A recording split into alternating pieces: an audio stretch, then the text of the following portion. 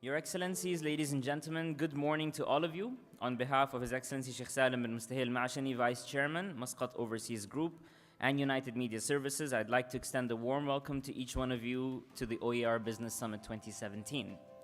We'd like to express our gratitude to our chief guest, His Excellency Talal Al-Rahbi, Deputy Secretary General at the Supreme Council for Planning, and our guest of honor, His Excellency Rashid Ahmed Al-Shamsi, Vice President Majlis Al-Shura, for gracing today's summit with their presence.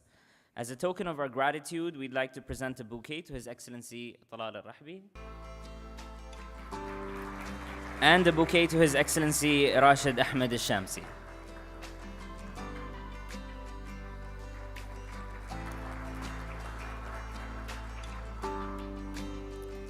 Our sincere thanks to Mr. Nasser Al-Harthi, Director General of Investments, Ministry of Finance, Sheikh Hilal Hinai, Director General Planning, Follow-up and Information, Ministry of Tourism, and Mr. Raoul Ristochi, Managing Director of Petroleum Development Oman, for joining us today. OER's Business Summit 2017 would not have been possible without the unequivocal support of our partners. On behalf of Oman Economic Review, I'd like to express our gratitude to each one of them. A big thanks to our strategic partners, Oman Oil Company. Big round of applause for them, please. Petroleum Development Oman, Port of Duqm, Oman Tel, BMW, and Arij Vegetable Oils and Derivatives. Our support partners, Bank Sahar, Oman Cables Industry, Ta'jir Finance, Octal, Lulu Exchange Holdings, and National Training Institute. And a special thanks to Oman Air, the official airline of OER Business Summit 2017, Times of Oman, Al-Shabiba, and Bloomberg Business Week, Middle East, the media partners, Business International Group, the Light and Shadow partners, and Oman Printers and Stationers as the print partners. Please give them all a big round of applause. Now, over the last 8 years, OER has hosted several economic debates and business forums on issues of national importance by bringing policymakers and various stakeholders to exchange viewpoints on the state of Oman's economy. This year's summit will explore the potential of various sectors in strengthening Oman's diversification drive under the theme, Paradigm Shift, Thinking Beyond Oil. The summit comprises of 2 panel discussions titled Sunshine Sectors, Linchpins of Future Growth, and the Public-Private Partnership, Private Sector as an Equal Stake Partner in Development. In addition, there will be papers, presentations by business leaders, experts, and eminent economists. We hope that today's summit can come up with the conclusive insights which will make a difference in the years to come. Now, today's summit is going live on Twitter and on Facebook. The Twitter handle is at OER_Oman. The Facebook handle is at Oman Economic Review. And the hashtag of OER Business Summit 2017 is hashtag OER Summit.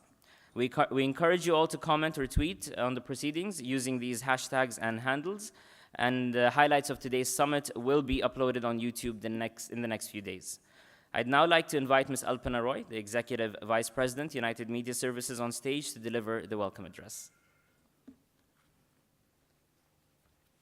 Your Excellencies, distinguished guests, ladies and gentlemen, good morning and a very warm welcome to the OER Business Summit 2017. At the outset, I would like to welcome our esteemed chief guest, His Excellency Talal Al-Rabi, Deputy Secretary General, Supreme Council for Planning, for gracing today's summit. I would also like to welcome His Excellency Rashid Ahmed Al-Shamsi, Vice President, Majlis Al-Shura, our guest of honor for the summit. Thank you, Your Excellencies. Your presence here has given this platform the desired impetus. I also extend a very warm welcome to His Excellency Sheikh Salim bin Mustahil Al-Mashini, Vice Chairman, Muscat Overseas Group. My sincere thanks to Mr. Raul Restucci, Managing Director, Petroleum Development Oman, for joining us as the keynote speaker for today's summit. We look forward to hearing your incisive views. Before we move ahead with today's session, it is important to understand the overall economic environment and socio-ecosystem around us. Thanks to globalization and technology, the world in which we live today and operate is changing very rapidly. Many of us in this room have spent a sizable amount of time in our current organizations or industries. As a result, we tend to have the preconceived mindsets based on our roles and experiences. But under the current environment, we have to change our mindset quickly, or else we will lose our relevance in a marketplace where things are changing at the speed of thought. 10 years ago, as a media company, we were competing with other Omani media companies for business in the Sultanate. Today, we also have to compete with global giants like Google and Facebook for our share of business in Oman. We can't shy away from this reality. Just a day ago, the maverick entrepreneur, Elon Musk, talked about taking a manned mission to Mars by 2024 and eventually setting up a human colony there. Going by his success with Tesla, Hyperloop, and SpaceX, we know his Mars mission will no longer be a pipe dream. The world order is changing. US tech giants like Google, Facebook, Amazon, Apple, Microsoft, dubbed the Fearsome Five, occupy the top 5 spots amongst the most valuable brands as per a Bloomberg and PwC analysis. In an age where the buzzwords are artificial intelligence, machine learning, big data, blockchain, digital currencies, robotics, societies and companies perhaps have no option but to self-transform by focusing on knowledge, innovation, and sustainability to remain ahead on the value creation front. Harvey Firestone, the founder of Firestone Tire and Rubber Company, once said, "Capital isn't that important in business. Experience isn't that important. You can get both these things. What is important is ideas." Over the last 8 years, OER Business Summit has endeavored to come up with new ideas to negotiate economic issues facing the Sultanate. This year's summit is a similar quest to come up with solutions that will help Oman face macroeconomic challenges thrown up by an adverse economic environment with confidence and resoluteness. When we started ideating for the 2017 edition of the OER Business Summit, our editors kept referring to the Path-Breaking Tanfeed program as a reference point, and today's summit draws a lot of inspiration from the momentous ideas that came out of the program. Under the dynamic leadership of His Majesty Sultan Qaboos bin Said, the Sultanate has taken significant strides in social development and economic progress over the decades. Given the changing global and regional dynamics, Oman is also making concerted efforts to diversify its economy for a sustainable future by exploring and harnessing the potential of sunrise sectors like ports and logistics, mining, manufacturing, and tourism. And this will surely hold it in good stead in the coming years. Today's summit will delve into the opportunities and challenges of these sunrise sectors. These are expected to drive foreign investments, job creation, and entrepreneurship in the country for a brighter future. There is no gainsaying the fact that the business environment has been difficult for everyone. However, the silver lining is that it has made businesses, including ourselves, to look for opportunities that we may have missed out in the best of times. Another important learning is that while earlier entities, organizations, and institutions could work in silos, the prevailing economic climate requires collaboration and a joining of forces. One of the biggest successes of Tanfeed was its ability to bring the public and private sector on a single platform for a dialogue. There is a need for more such dialogue. This year's OER's Business Summit is based on the theme, Paradigm Shift, Thinking Beyond Oil. We have drawn up a stellar lineup of speakers, and each of them will come up with solutions that will propel us to chart a new course. On a personal note, UMS has got unflinching support from corporates, our partners, and business associates, and I cannot thank them enough.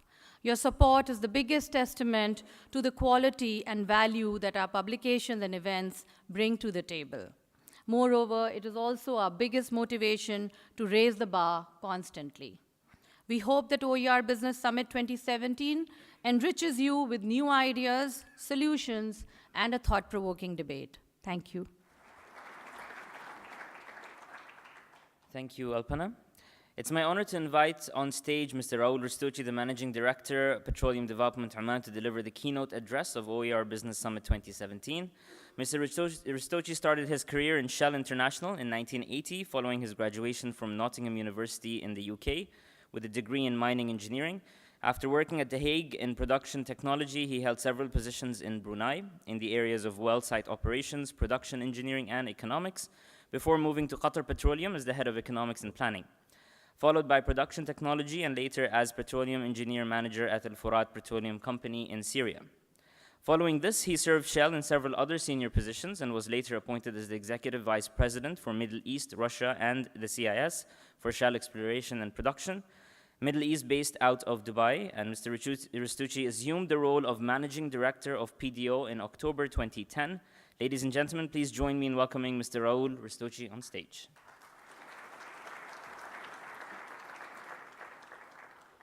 Your Excellency, Talal Al-Rahmi, Deputy Secretary General of the Supreme Council of Planning, Your Excellencies, Sheikh Rashid, Sheikh Salim, distinguished guests, ladies and gentlemen, it's wonderful to see you here and a very good morning to all. I feel very privileged to share my thoughts on the paradigm shift, thinking beyond oil, possibly talking myself out of a job, but especially at the opening of the Oman Economic Review Business Summit, which has been a key fixture in the national calendar. The topic of this event is quite timely, it's quite urgent. It is about working together to create longer-term sustainability. We've recently seen oil prices cross the 55 benchmark for Dubai Mercantile Exchange, but the prices are far, far too low to address the break-evens of the financial commitments and the expenditure that government has. I'm not in the habit of projecting prices, forecasting. I would suggest you do the opposite of anything I suggest. But the reality is that the medium-term to longer-term fundamentals are incredibly weak. A recent IMF paper discussed the transition to new energy sources, projecting a very limited lifespan for oil, suggesting peak volumes already in 2030, and oil prices in 2040 at $15 2015, 2016 real term in 2040. So you can imagine that most businesses will struggle against that environment. The reality is that I suspect with energy requirements growing globally significantly around the world, there will still be a strong pull for oil. But again, many majors, many other analysts suggest volumes peaking perhaps in 2040. And time will tell, but there's no doubt that prices will be under considerable pressure. Why? Well, why do we need to think beyond oil? So let's go back a few steps. In 2014, the rise of shale oil in the United States, very, very significant volumes. OPEC decides to hand over the purchasing power to the consumer, to target market share. Prices collapse. Clearly, major distress across the industry, loss of jobs, slowdown in activity. But 2 years later, fairly low prices, difficulty in recovery. The US has shifted its break-even from the $55, $60 to $80 region, particularly extending its activities beyond the natural boundaries, beyond the natural sweet spots, and now is able to break even in the low 40s. So in today's prices, they are growing inexorably, and they will continue to far and exceed the incremental demand for oil that hopefully we'll see emerging as growth recovers in different parts of the world. So that's a fundamental issue, but there are other fundamental obstacles that really challenge the bullish sentiment on oil prices. Firstly, is the end of the slowdown of the commodity supercycle, and particularly in China, where you've got growth in consumption at whatever cost, shifting now to economic sustainability, principles of efficiency, and the inroads of new energies in countries like China are quite impressive, truly impressive. Secondly is the carbon crunch. You've had many attempts with Kyoto and Copenhagen and Paris agreements. But the reality is that the climate change realities are really dawning upon the world with catastrophic consequences. And you've seen just in the last few months what's happened to the Caribbean. You will see governments playing a more active role in tightening regulations and introducing carbon taxes, partly to offset the reduced revenues that they secure from oil sales at the moment. The third part is the accelerating technology revolution. And by that I mean the digital disruption.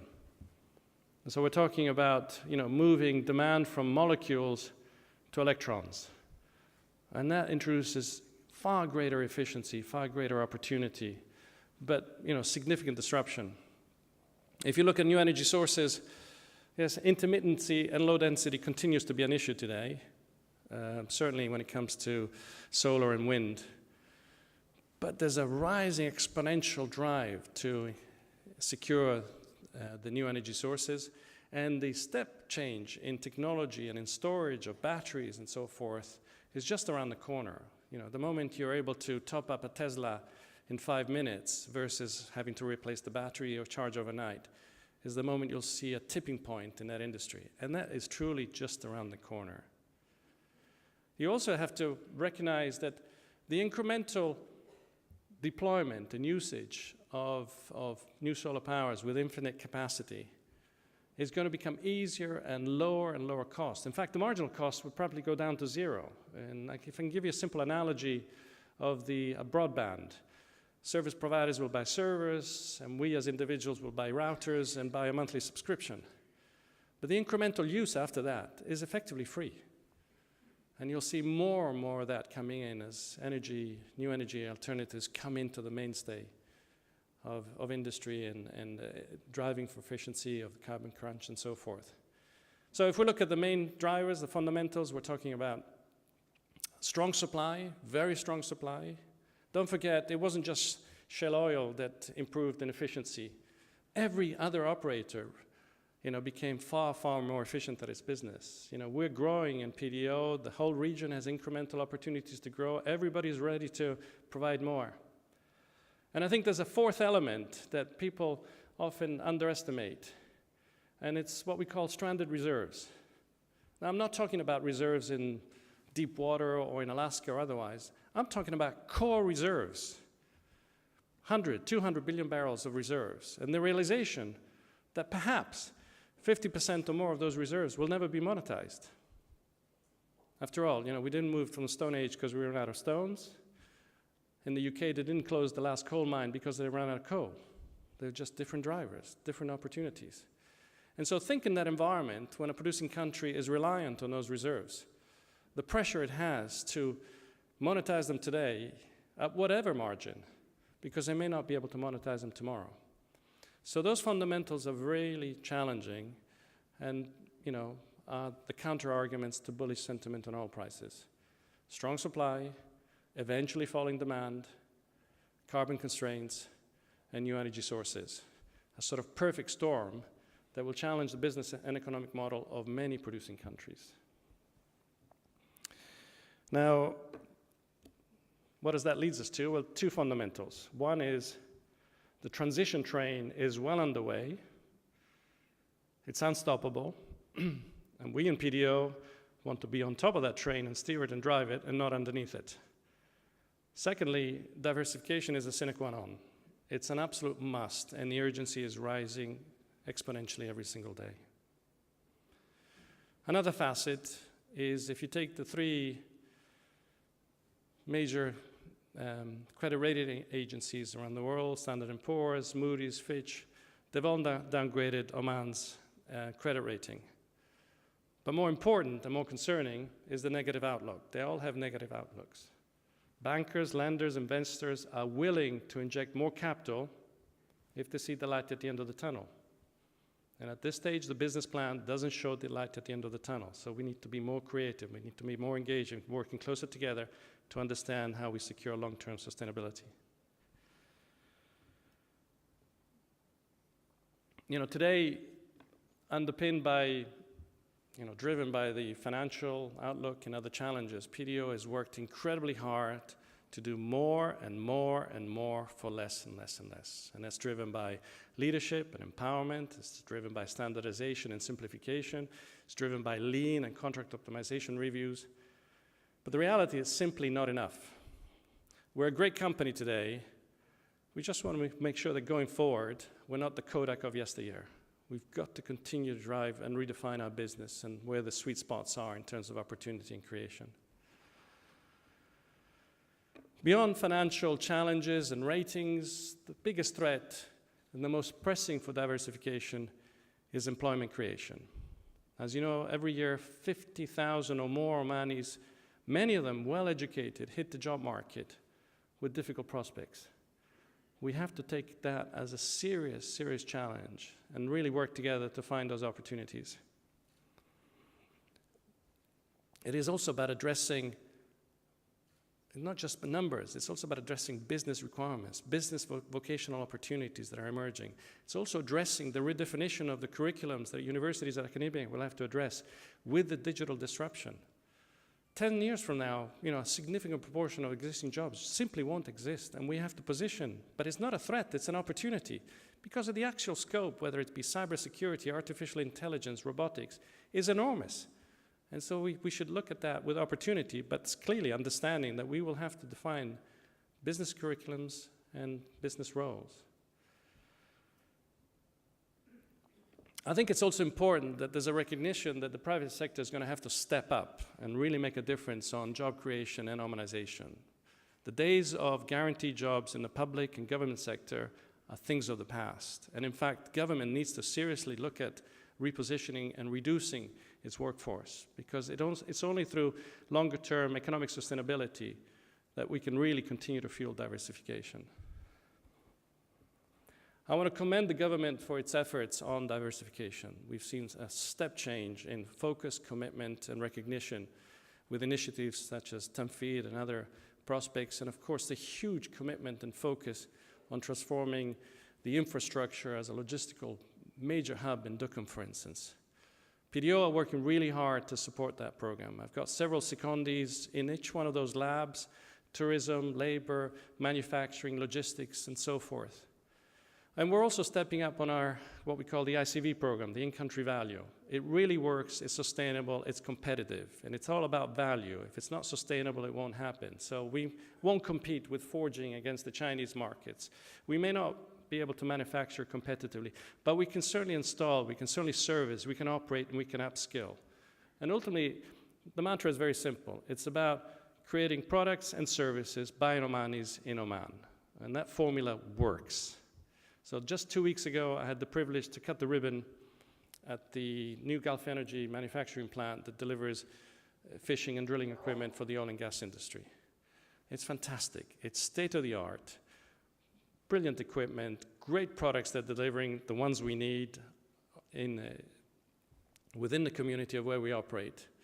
3D printing to upscale and modify and increase the delivery day in, day out. But the best part of it is you should see the Omanis in terms of the skill, the competence, the passion, the pride of delivering what they have there. 28 Omanis at the moment, ramping up to 50 by middle of next year and 75 the year thereafter. And many of those products, which we're currently incubating in terms of supply demand within PDO, you will see being increasingly exported across the region. We just need to replicate that time and time and time again. Now let me move to a different subject, which is again tied into beyond oil. We're a very capital-intensive industry, but actually not human capital-intensive industry. So you can easily spend $1 billion or $2 billion on a processing plant or on a pipe mill. But the reality is that you create at most 50, 100 jobs, and increasingly, that most of that will be robotized anyway. Yet if you had $1 or $2 billion in the logistics sector or in the tourism sector, you create thousands of jobs, direct, indirect, and induced. And that's where one of the significant opportunities needs to be. Let me take you through, after the Arab Spring, we got together in PDO and set up this target of saying we need to help the communities, and we'll create 1,000 jobs per year outside of PDO. At the end of last year, we had created more than 30,000 jobs. We got confident. Some would say we got a little bit arrogant, and we set a target to create now 50,000 jobs over the next 3 years, but outside of the oil and gas industry, because that's where the opportunity lies. And so over the last 12 to 15 months, we've signed 15 MOUs with retail, with fashion, with media, with communication, with real estate, with hospitality, and many, many more. We have 500 with Oman Air. We have 550 with Automotive Training Center. Sustainable opportunities with a simple formula.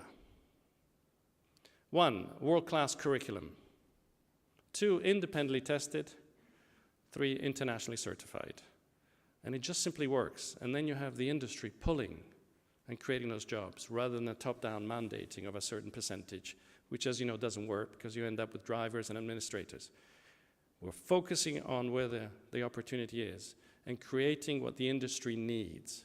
And that's why we worked very closely also with academia and signed the recent protocol to align the opportunity between industry and academia to focus on the upskilling, the resourcing, the technology, monetizing the capability, shifting to where the opportunity is, whether it be in renewables and in water management.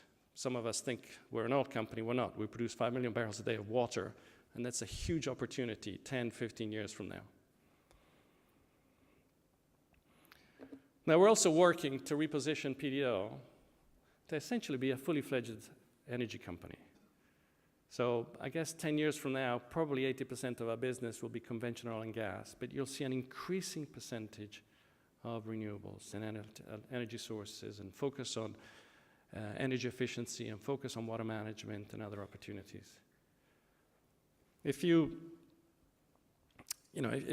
honestly look at Oman's position on solar, it lags our neighbors in terms of vision, ambition, and plans. But actually, we have a lot already underway. So together with our partner, Glasspoint Solar, we're constructing the largest solar steam plant in the world. When it's completed, it will deliver 1,021 megawatts, 6,000 tons of steam, saving the equivalent 5.6 trillion BTUs, British thermal units, of natural gas that can be redeployed to other industries. The first phase is already on stream, and Glasspoint and our teams are working very actively on the second phase.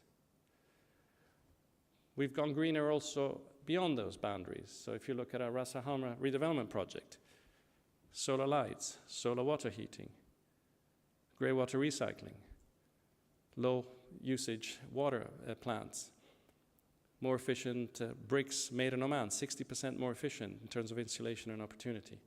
And across our headquarters in Min Al Fahal, we're in the final phase of installing 19,500 solar panels that will generate about 5.9 megawatts, equivalent to power about 1,000 homes. So we're moving on that front, and it's quite exciting. But in simple terms, our goal is to play a major part in the solar and renewable industry. If you look at Dubai, Abu Dhabi, Morocco, Jordan, Saudi, major projects announced, major visionary statements, most of them are not focusing on the local supply chain.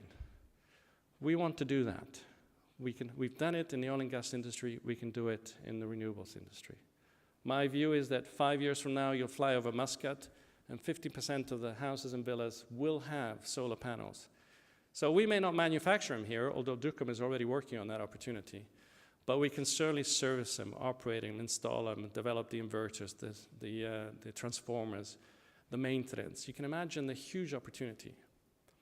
The region alone, over the next 5 years, will spend in excess of $200 billion on renewables. And we want a piece of that action. We want to work together with AER, with NAMA, with OPWP, essentially connect the dots to create a new supply chain from servicing right through to research and everything in between. And I'll just leave you with one key message. In the United States, and notwithstanding Trump and his challenge of the Paris Agreement and climate change and renewable jobs in the United States are growing 12 times faster than any other job they have. So it's a fantastic opportunity, and we need to drive it. And you can rest assured that PDO will be there, committed to connect the dots and create SCV, which is a fantastic opportunity. In fact, today we're endowed with BP ramping up on gas, PDO finding more gas, so we've got a surplus of gas. Now, a new manufacturer will want a 20-year supply arrangement, and that's difficult to do. The surplus is probably for the next 5 to 7 years. But you can easily swap that gas for infrastructure on the solar front later, and that's how you really kick off and kickstart the industry. So let me finish by saying, we do live in challenging times, but never waste a crisis, seize the opportunity. We have the opportunity to work together to create a more dynamic, a more creative national economy. The opportunities are in front of us, and we've shown in PDO and with many other companies represented here today that we can do it, we can step up. So consistent with our vision, which is to be renowned and respected for the excellence of our people and the value we create for Oman and all our stakeholders. And by value, I refer to not oil and gas, but everything and the success that it entails for the community. You can rest assured that PDO will leave no stone unturned to serve Oman as best we can. Thank you.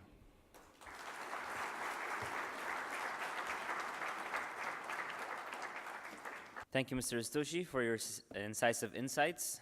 2017 is a special year for Petroleum Development Oman, as it marks the 50th anniversary of the first Oman oil export from the Sultanate and the 80th anniversary since the inception of the company. Let's have a look at an AV chronicling the momentous journey of PDO.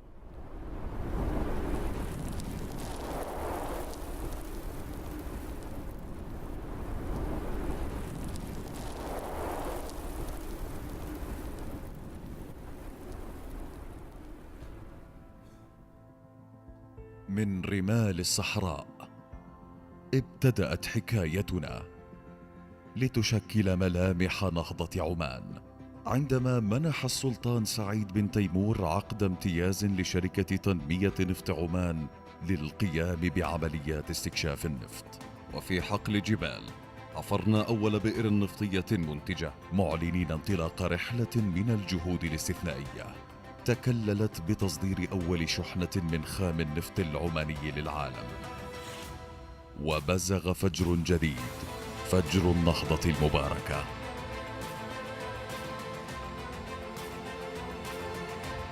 أيها الشعب، سأعمل بأسرع ما يمكن لجعلكم تعيشون سعداء بمستقبل أفضل، وعلى كل واحد منكم المساعدة في هذا الواجب. ولتحقيق رؤية قائد البلاد المفدى، امتلكت الحكومة النسبة الأكبر من أسهم الشركة، مما مكننا من أن نخطو قدما لندعم تسارع عجلة التنمية التي شملت كل شبر من أرض عمان. فكان لزاما علينا تطوير عملياتنا وتوسيع نطاقها لتشمل قطاع الغاز، حيث شغلنا محطة المعالجة المركزية في سيحرول، وكذلك خط أنابيب الغاز الممتد من منطقة امتيازنا والمغذي لمصنع الغاز المسال، مبشرا بولادة رافد اقتصادي جديد للسلطنة.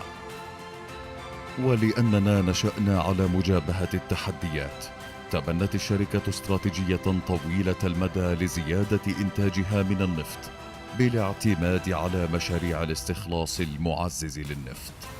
وتثمينا للدور المحوري لهذه المؤسسة الرائدة، كانت الزيارات السامية من لدن جلالته، والتي توجت بالزيارة التاريخية لحضرة صاحب الجلالة، والتي كان لها الأثر الكبير في نفوس كل المنتسبين لشركة تنمية نفط عمان، ولنكمل المسيرة بكل عزم وإصرار. ولأن مصادر الطاقة في عمان لا تنفد، فقد شرعت الشركة في تنفيذ مشروع مرآة، إحدى أكبر محطات توليد البخار بالطاقة الشمسية في العالم. ولأن الإنسان العماني هو المحور الاستراتيجي في رؤيتنا، فقد عززت شركة تنمية نفط عمان جهودها الوطنية في مجال إيجاد الوظائف بتعهدها غير المسبوق بإيجاد 50,000 فرصة عمل في قطاعات مختلفة، دعما لمسيرة التنويع الاقتصادي المستدام. ما زلنا على العهد بأن نقود قاطرة النمو والاستدامة، مستشرفين آفاقا أرحب في المستقبل، ولنا الفخر بخدمة عمان. شركة تنمية نفط عمان، فخورون بخدمة عمان. It's been a remarkable journey. You can congratulate PDO or share your thoughts using the hashtag PDO50_80. Now I'd like to invite on stage Mr. Khalid Al-Ansari from KPMG Oman. Mr. Ansari has been working in KPMG Oman for over 30 years. He provides advisory services to a large number of clients in Oman, ranging from large corporates to small businesses. He's a fellow of the Institute of Chartered Accountants in England and Wales, and Mr. Ansari's presentation is titled Thinking Beyond Oil, Challenges for Growth. His presentation will be followed by a short question and answer session. Ladies and gentlemen, please welcome Mr. Khalid Ansari.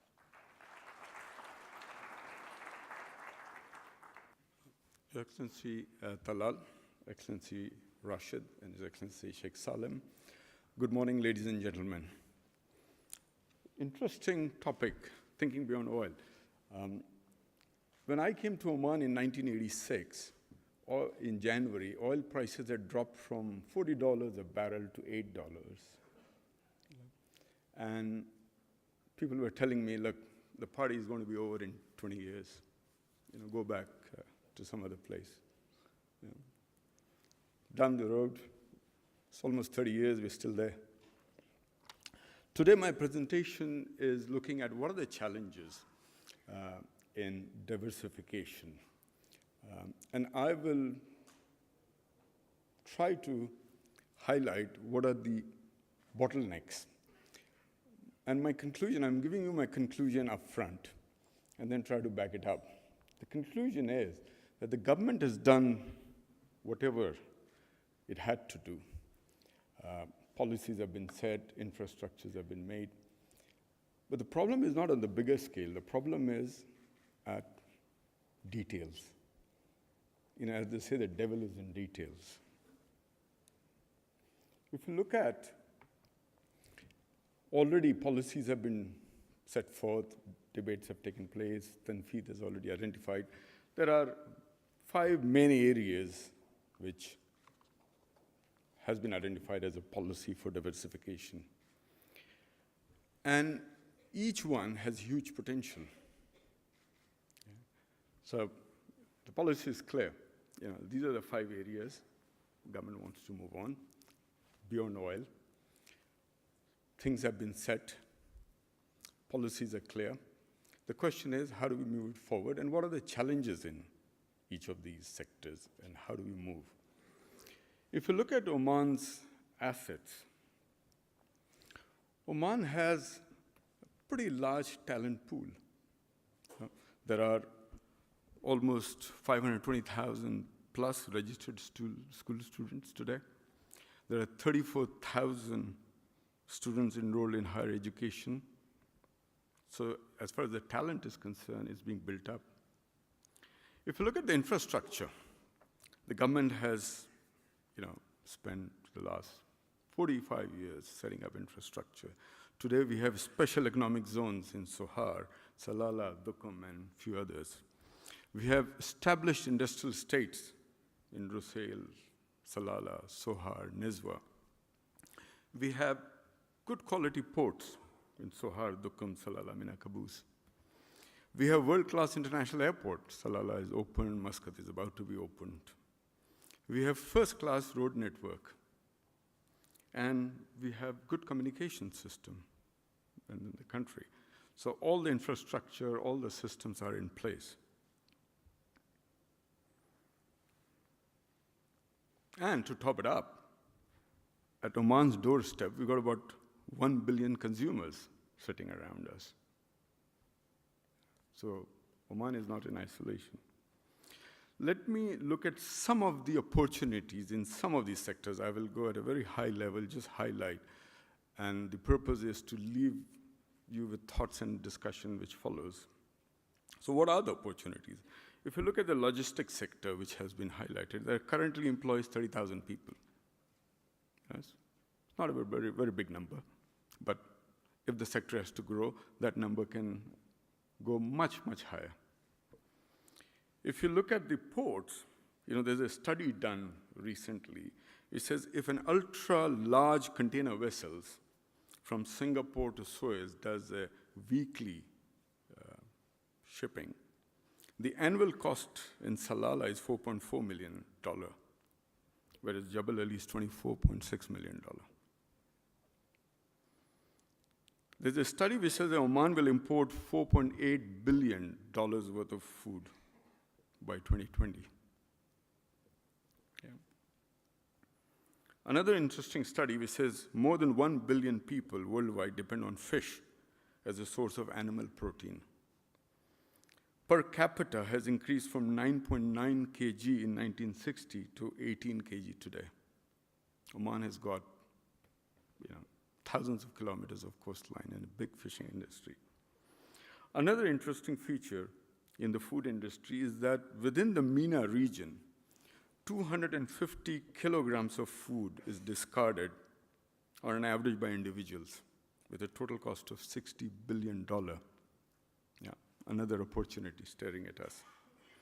And to top it up, between 2015 and 30, the population of the emerging and developing countries is set to expand by 17%. So by 2030, there'll be additional 1.1 billion consumers, and half of them will be under the age of 33. So the opportunities are huge. It's the question of how do we make sure we get it. 5 sectors have been highlighted as diversification discussed in the government plan, discussed in Tanfeed. Out of the 5, I think 3 have been discussed. I will not go into all of them. I've just highlighted the background. But let me take one sector I've selected, which is tourism. It's an easy sector. Out of the 5, I've just picked up tourism and said, look, what is the potential in tourism? What can go wrong? What is not happening properly? And how we can, as the country, try to expand. So let's look at tourism only. International tourists is almost 1 billion people travel. It generates $1.5 trillion in exports, and it's 9% of the world GDP. It employs 266 million people, i.e., 1 in 11 jobs on this planet are supported by travel and tourism. So it's a very large industry. And let's look at the segmentation of tourists. 28% of the people who travel, they're looking for sun and beach. Oman has got plenty of that. 11% look at countryside. We've got some of those. 23% look at historical side. Oman has got those also. And 20% stay in the city. We've got good cities here. And the others are 18%. So tourism as a sector has got huge potential. What does it do to an economy? You know, the economists sitting here must have heard about multiplier effect in tourism. A study done in South Africa found out that for every night a tourist stays in a high-end game lodge, 14 people in the surrounding communities benefit from the income generated. So it has a good multiplier effect into the economy. Yeah. And multiplier effect is, for those who are economists will know, and for those who are not, is the incremental effect of the money you put in the economy and what you get out of it. The various studies have been done as to what is the multiplier effect of tourism and other things. And this is a debatable point, but I'll just give you one example. If in tourism sector, it says if a consumer spends 80% of a real and saves 20%, so 1 real is spent in the economy has an effect of 5. So it ends up in a multiplier of 5. So money spent in tourism, even if it's not 5, let's say 4 in Oman or 3, it still has a huge multiplier in the economy, and it affects everybody at all levels. I will try to compare tourism with a success story. Okay. Oman tourism is at an early stage. There's a lot of development and a long way to go. I'm not going to compare tourism in Spain, which gets 75 million people every year, or France, which comes 50 million people come to see the Eiffel Tower, for example. Let's take a country which is closer to Oman. Okay? And I've selected a country called Maldives. Okay? Oman tourism is 3.2% of the GDP. Okay? Maldives, any guesses? 30% of the GDP. Okay. Maldives has a foreign exchange receipt of 60% coming into the country out of tourism. It has 180 resorts, which are 5-star and 4-star properties, and they've got hundreds more. It sells room as high as $2,500 a day, and these hotels are 80-90% full. What does Maldives offer? Sandy beaches, sea, sun, and tranquility. 4, it's got plenty of sand. But what is the differentiator in Maldives? Yeah. We need to look at it.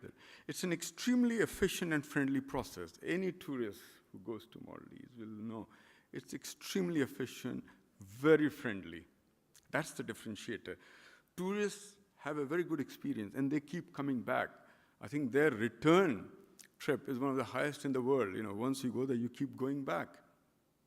So there is something which they have a difference, is the service. Oman offers same, plus more. Oman has got, apart from the sand, sea, and other, we've got deserts. We've got the beautiful Sharikia. We've got mountains. We've got culture, and we've got history.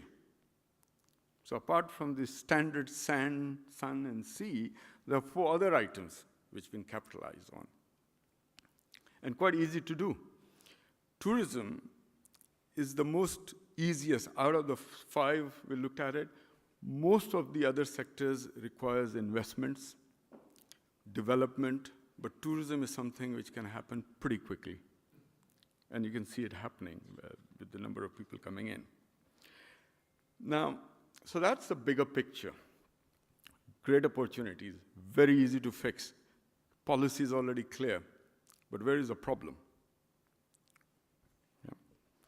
Let me share with you something else, lost opportunity. Oman Air, we've got our friend sitting here from Oman Air. Last year flew 7.7 million passengers, okay, with a load factor of 74.4%. Pretty good statistics, isn't it? 74% flight is full. But see this one. If you were to travel from Muscat to London and back, for an economy class fare, you pay 241 real. Yeah? It's a good deal. But look at this. If I am in UK and I buy a ticket from London, Muscat, Bangkok, Muscat, London, I take 251 real. Yeah. So I'm almost double the journey, and yet my price differential is only 10. Now that's good, but where the solution and opportunity lies is here. A passenger coming all the way to Muscat and then flies to Bangkok only spends an hour and a half in Muscat International Airport. He doesn't even buy a cup of coffee. Yeah. Let me share with you this. This is a practical an example I picked up. This summer I was coming back from London, in London Airport, Heathrow, Terminal 4, waiting to board. I had a family of 4 British nationals, husband, wife, 2 children, waiting to get in. I started having a discussion. Are you going to Muscat? Nice place. Where are you going to stay? He said, no, look, I'm not really going to stay in Muscat or Oman. So where are you off to? I'm going to Bangkok. I said, why are you traveling Oman Air? It's the cheapest flight available from London. You don't want to stay in Oman on the way back? I said, well, never thought about it. Nobody told me about it. What are you going to do in Bangkok? Sand, a lot of beaches. Okay? So my question is, if a traveler is coming all the way, why can't he spend a day or 2 on the way back or on the way in? Okay? He's coming all the way. If somebody spent a lot of money to go all the way to Bangkok using Muscat International Airport, why can't he have a stopover for a day or 2 and spend maybe $400, $500 into the economy here? That's the challenge.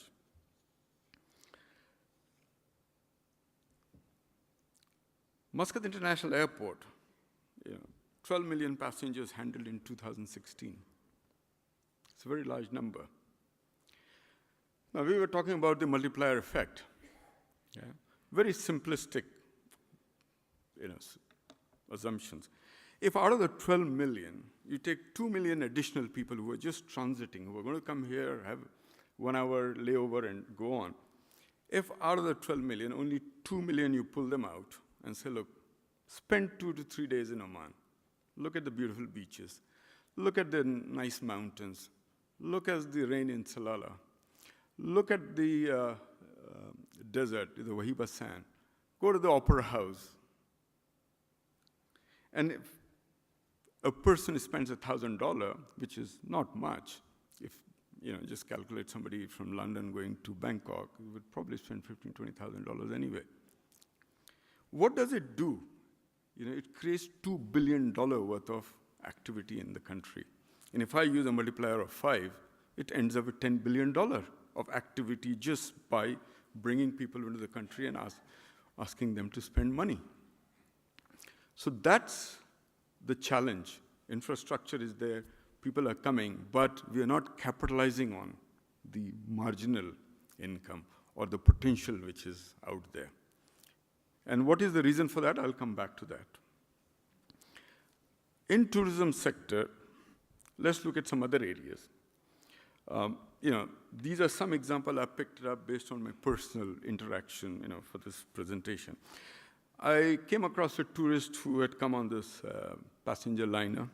I met him in Shati Al Khurram.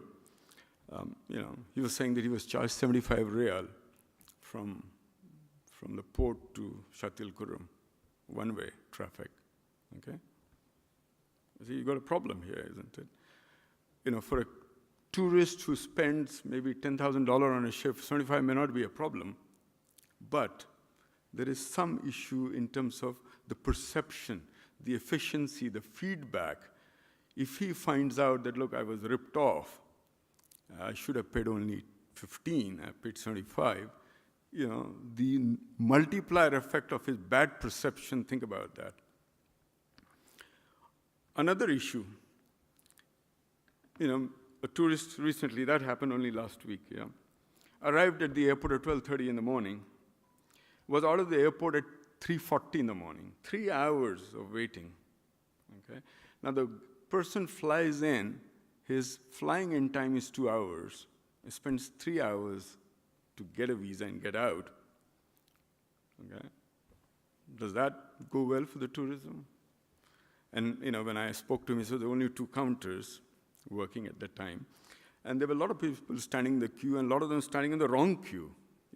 After spending half an hour, he goes to the counter and says, sorry, you're standing in the wrong queue. Okay? That is a problem. Another example, a regular visitor who comes from UAE every week, he flies Emirates, not Oman Air for some reason, because he was a loyalty customer. He says it can take 20 minutes sometimes 1.5 hours, depending upon the day and the whatever. So that's the bottleneck. Visa processes are cumbersome. Lately, Oman has been sold as a destination for weddings and what have you. Another tourist operator was telling me that there was a destination wedding for 200 people coming in from a certain country. Everybody got the visa without any problem. But the bride's 5 best friends were refused visas because they were single. The best part is, all that can be fixed very easily. You don't need infrastructure. You don't need to spend billions of reals in sorting out systems and processes.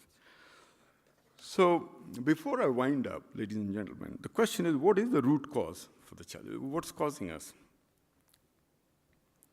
And it's these. Raul, it's not the barrel of oil, by the way. It's not oil which is causing the problem.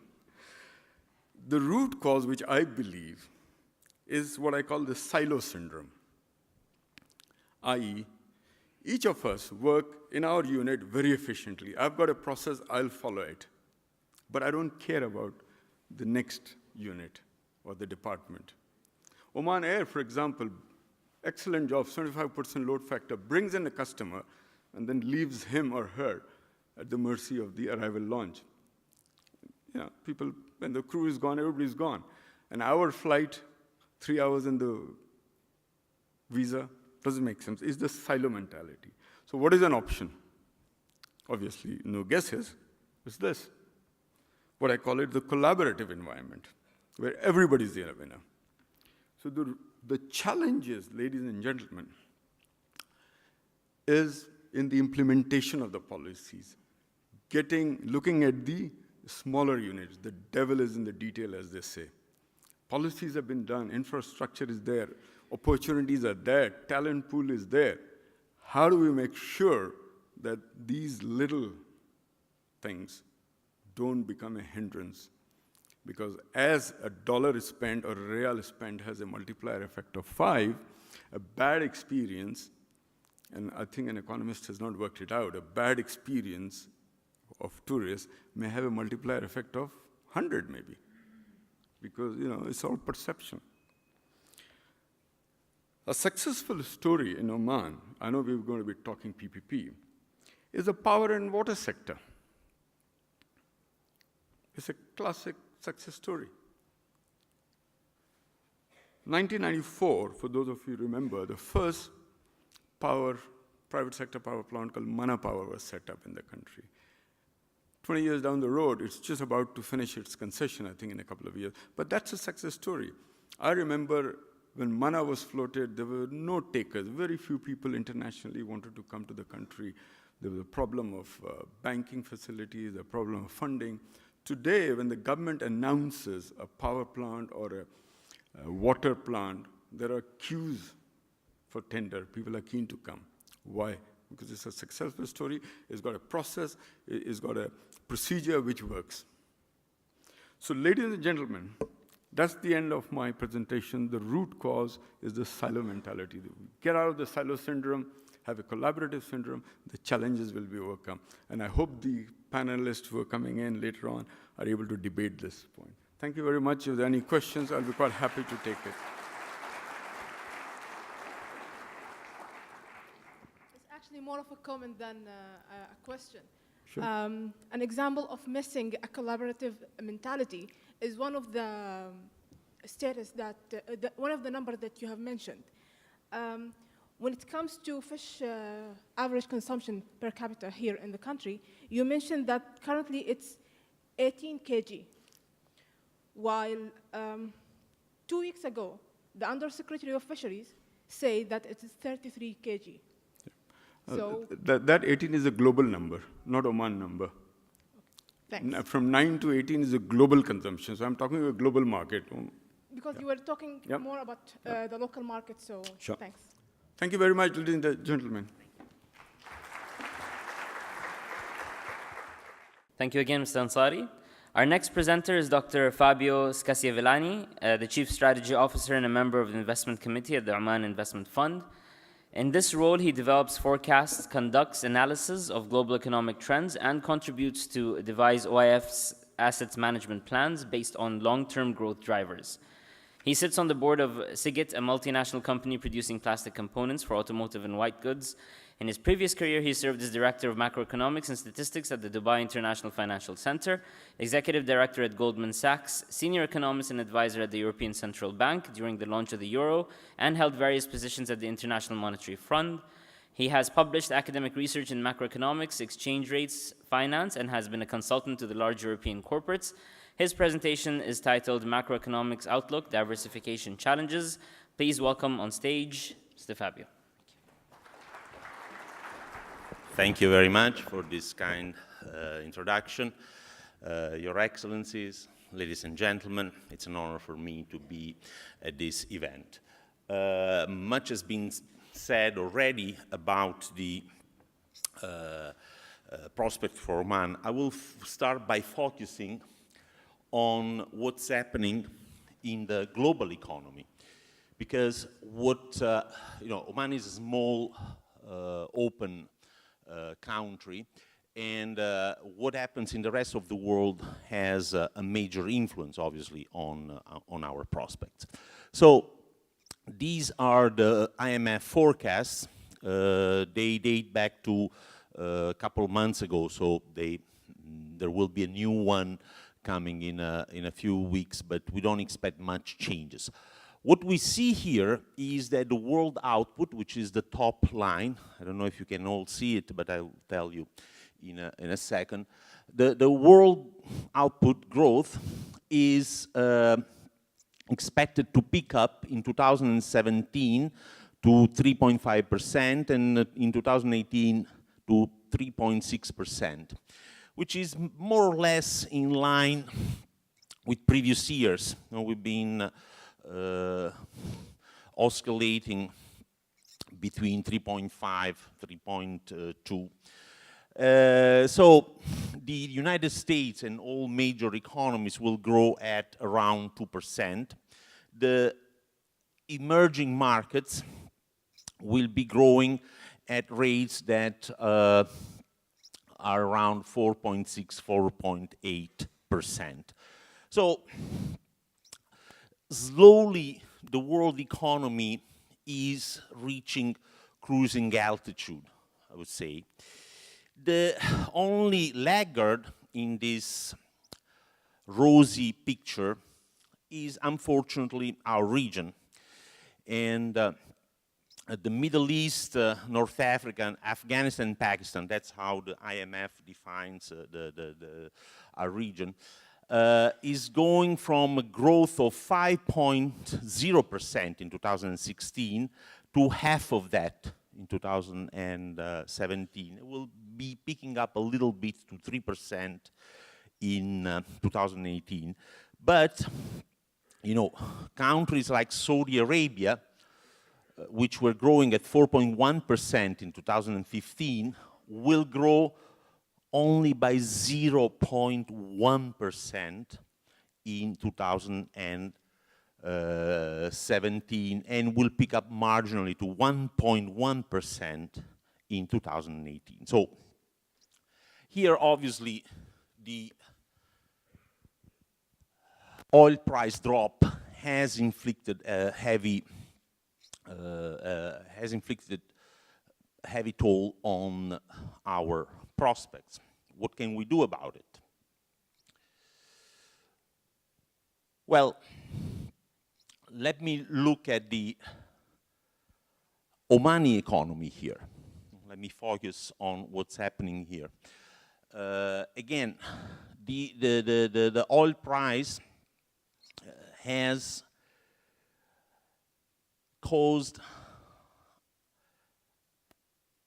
the average, the per capita income to drop from almost $23,000 per capita in 2012 to $13,000 in 2016. So in other words, Oman has gone from being classified a high-income country in terms of per capita income to a middle-income country. And prospects are not particularly rosy because, you know, if we extend the projection of the IMF to 2020, the average income, the per capita income, will grow to roughly $15,000. We see this by looking at the government revenues that went down from 14.4 billion in 2012, 14.5 in 2013, to 8 billion Omani Rial in 2016. So a heavy blow. Now, when a country suffers such a huge blow to its finance, to its public finance, clearly fiscal policy becomes the key. So the overriding concern of fiscal policy is to fill the gap in the government coffers. And from this point of view, Oman has been quite successful. And this is thanks to a rather prudent fiscal policy conducted during good times.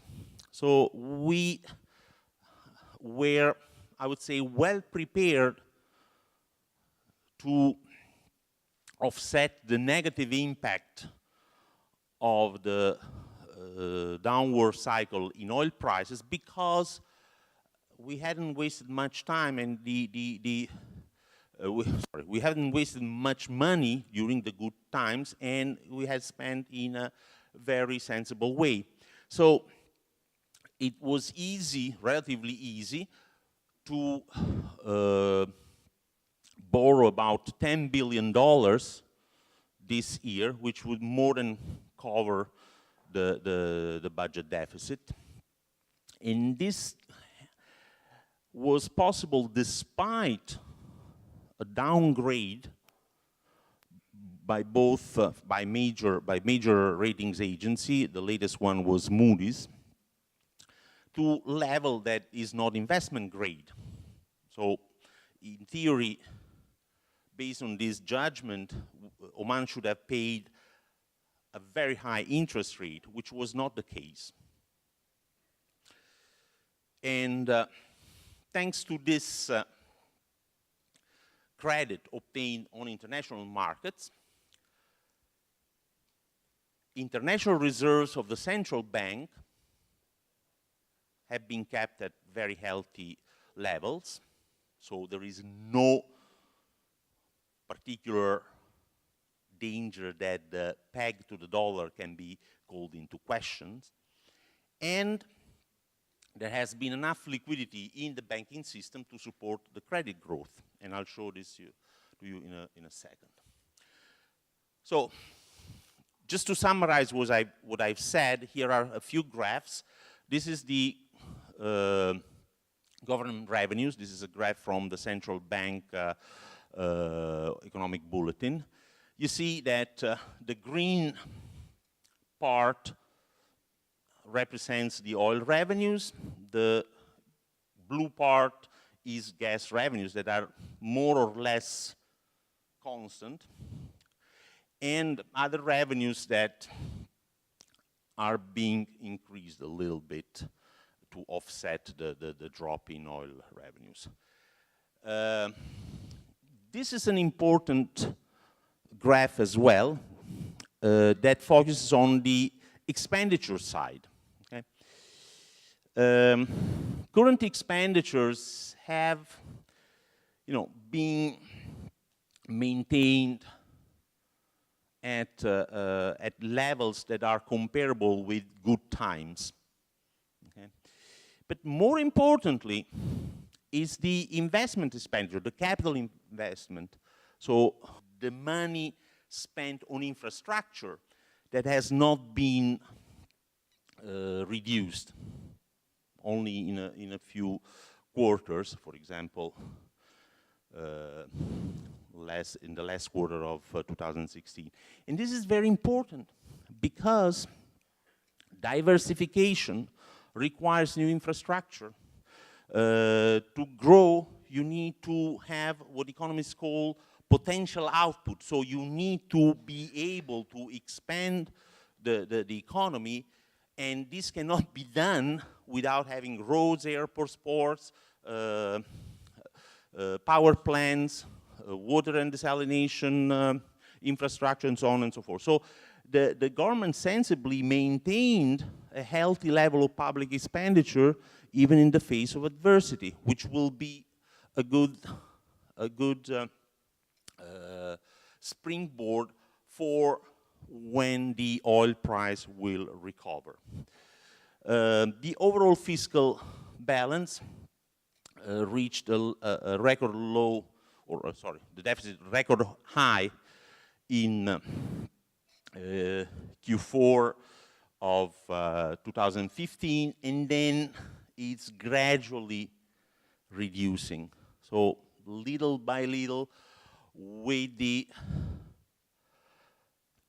reduction in some expenditure, with the increase in non-oil revenues, with the rebound in oil prices, the fiscal situation is getting better.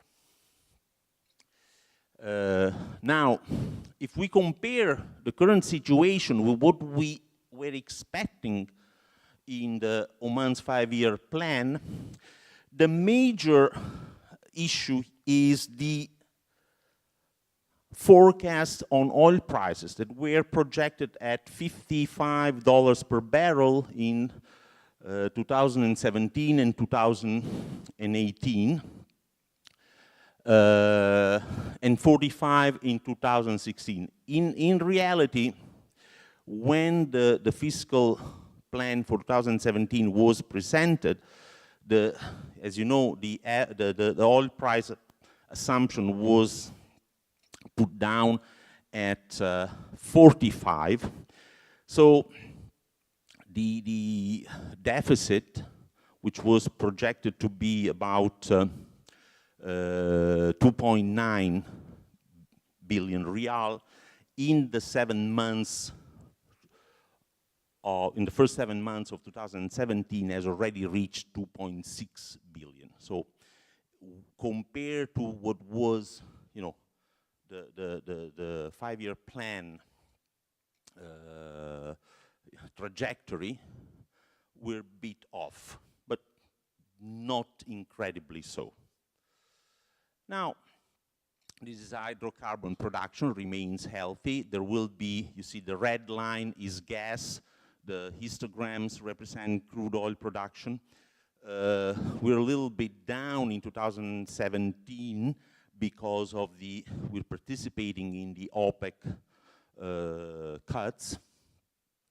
But on natural gas production, you see that there is a substantial increase, which will also provide a boost to the economy over the next couple of years and longer. This is an interesting table because it tells us one thing which will become more, on which I will focus in a second. This is the destination of our oil export. Pretty much all of it goes to China. China and Taiwan. Only marginal amount go to Malaysia, Thailand, India, almost nothing. Zero to the United States in the Q4 of 2016. So our prospects are more linked to what's going on in China and in Asia than in the, over the Atlantic. This is also an interesting table, which I already covered in a sense when I said that the borrowing, international borrowing, which the government was able to secure, maintain healthy levels of bank credit. And this is important because without credit, you don't grow. An economy without credit is strangled. And interest rates, have also been maintained at, pretty much constant. So there hasn't been a huge credit, financial burden on the corporate sector. Now, I want to talk about two issues that are crucial for our immediate future. Immediate future, I'm not talking about, the middle of this century, I'm talking about the next couple of years. As you know, the oil price drop has been attributed to the success of the shale and fracking industry in the United States. Between 2010 and 2014, production from shale plays increased by about 1 million barrels a day per year. So this was what caused the glut in oil prices. But how successful is this shale industry? There has been a lot of interest and a lot of fanfare about it. But, shalers have never been cash flow positive. They've always lost money. And they lost money at $100, at $80, at $40, at $50. So there is something strange going on here. And I hear that, the break-even price used to be 80, now it's gone down to 35, 40, 50, all sort of. But what is break-even? Break-even, by definition, is a price level at which a company has cost equal to revenues. Now, how is it possible that companies that are free cash flow negative claim that their break-even price is below the market price? There is something strange, right?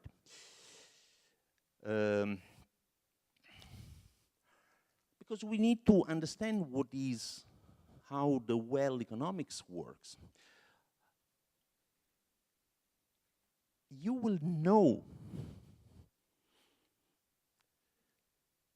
what is the price, the cost of a well, not when you drill it, when you close it. Because if you have a well with 10-year lifespan, so that declines by 5 to 10% per year, it produces, say, 500,000 barrels. Then the drilling cost is $20 per produced barrel.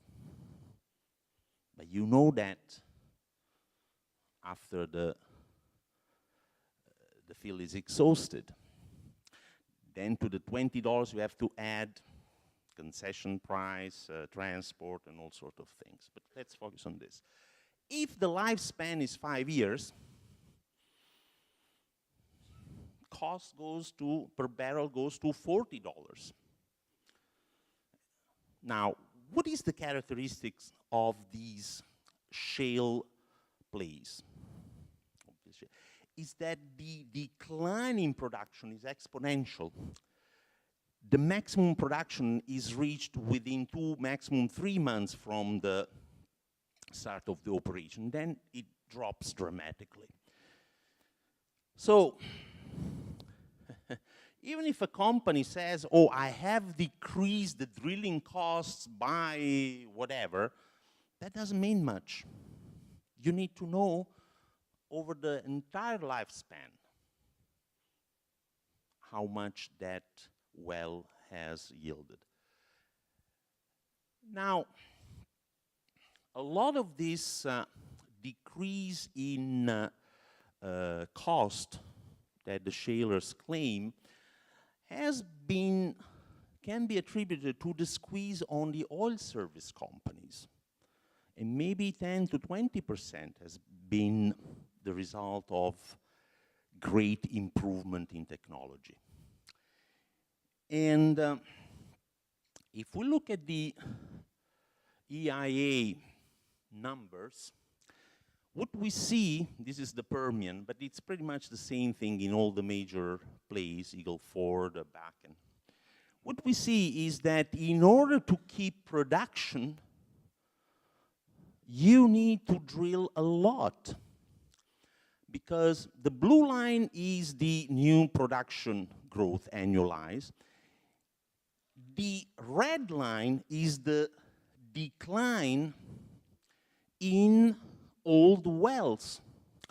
So you see here, this graph describes a race between nature and tech. The nature means that oil wells get depleted very fast. And in order to keep up, you have to improve technology frantically. You have to make process more efficient, but there is a limit. So this, you see, again in the Permian, the legacy decline are becoming a very huge part of the production. And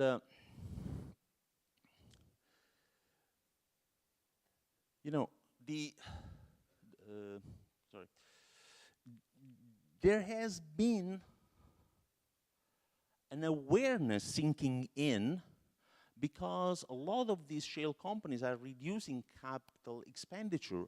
They're sort of surrendering to nature and they're lowering their production in order to maintain, to hope to maintain long-term viability.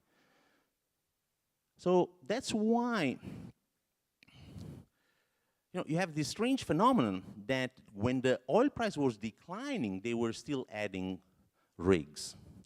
Now that the oil price has rebounded, the rig counts in the US and in particular in the shale plays is slowly declining or remaining more or less constant.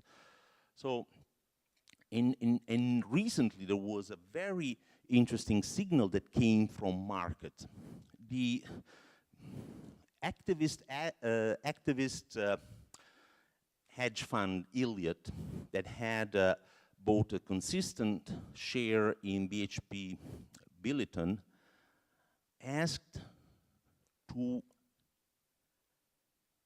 sell the shale operations because they were not economically rewarding. And if they're not for BHP Billiton, it's likely that the same might apply to many other independent companies. So that's my take on the shale oil.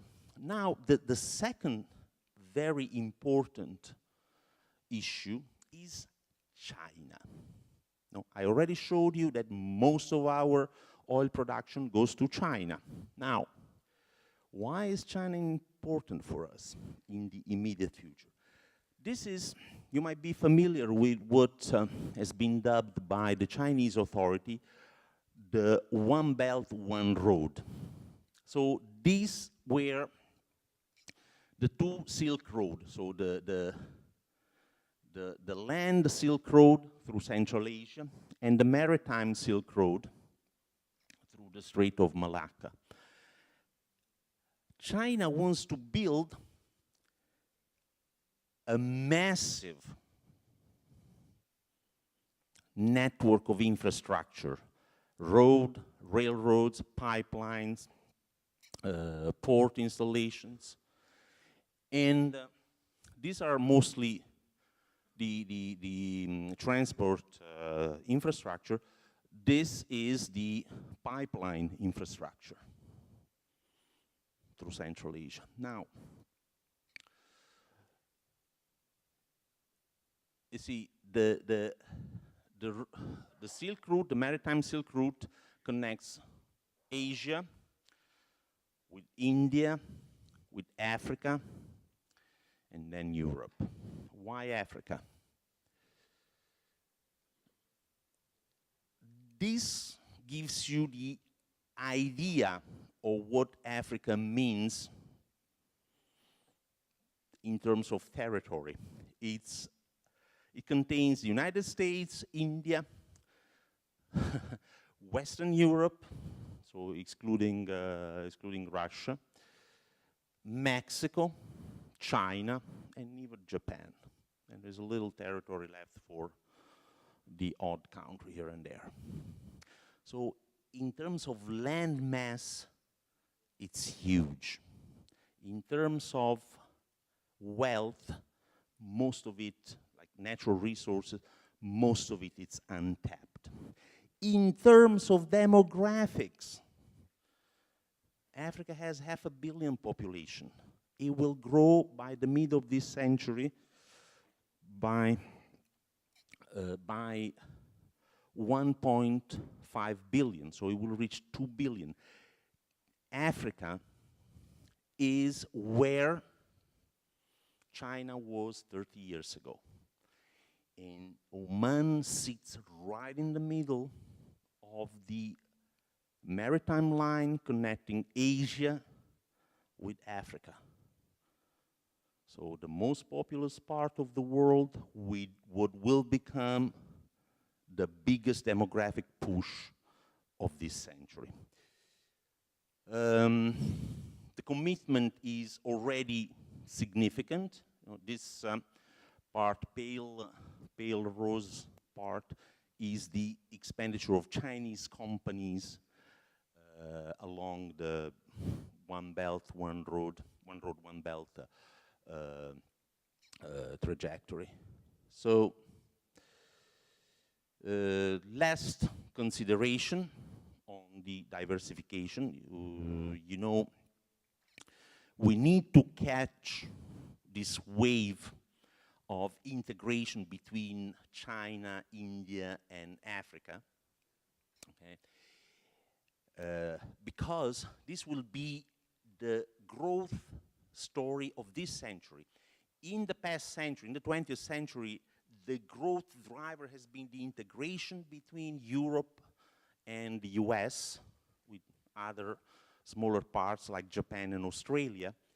The 21st century will be driven by the integration of China, India, and Africa. And that's what we need. When we say diversification, it means we need to get part of this value chain. Nowadays, it's more important. You don't have to think of the global economy as segmented in countries' economies. You have to think of it as segmented in value chain. That's why we need to get into this value chain and correctly feed points at the manufacturing, transport and logistics, tourism and financial services as the key sector to plug Oman in this, powerful economic wave that will sweep the next few decades. Thank you very much. Thank you, Mr. Skasivilani, for the insightful presentation. Please, can we have a huge round of applause for him?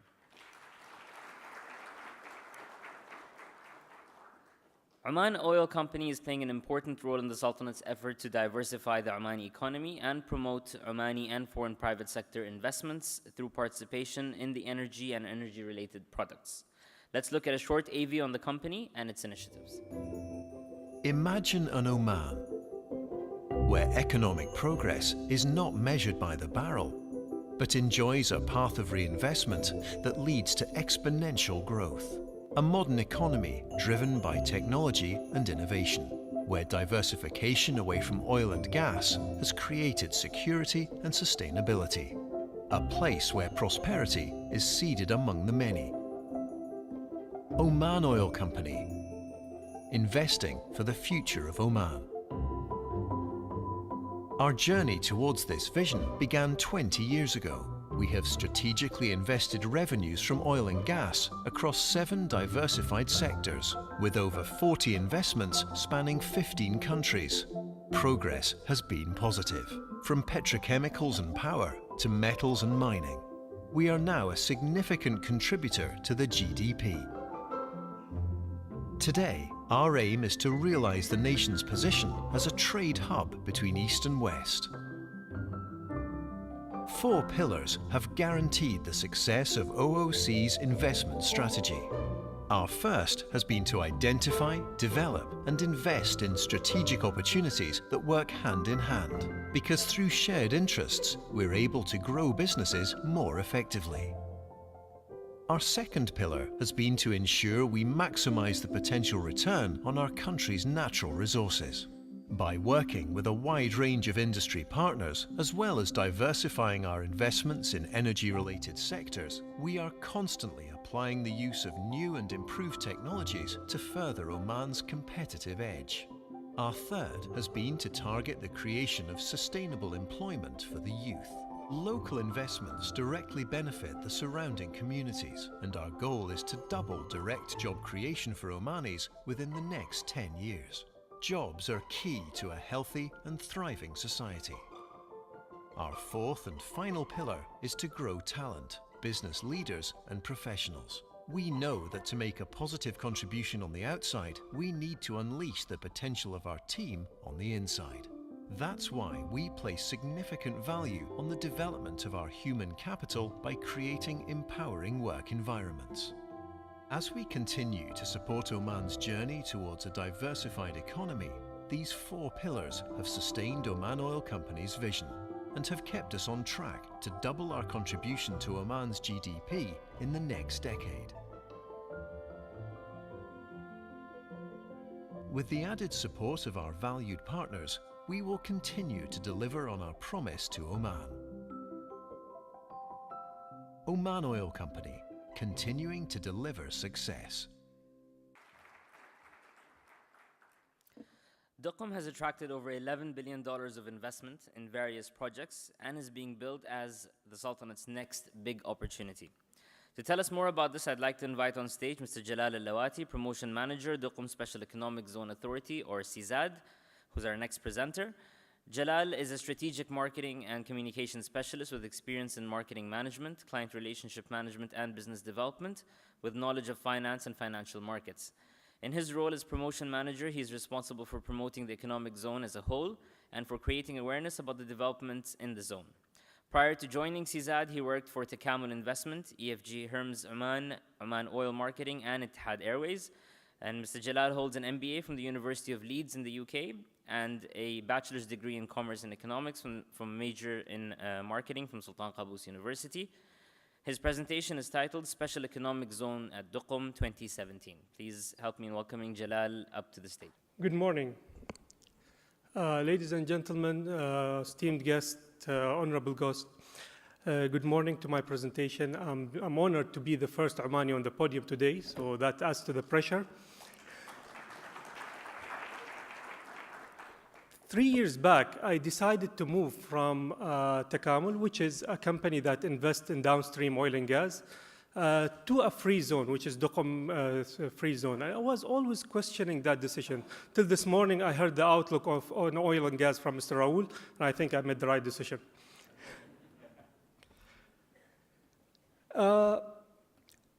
Just being aware of the time, I've cut my presentation into half, so I've excluded half of my presentation. I'll focus on the message I want to deliver today.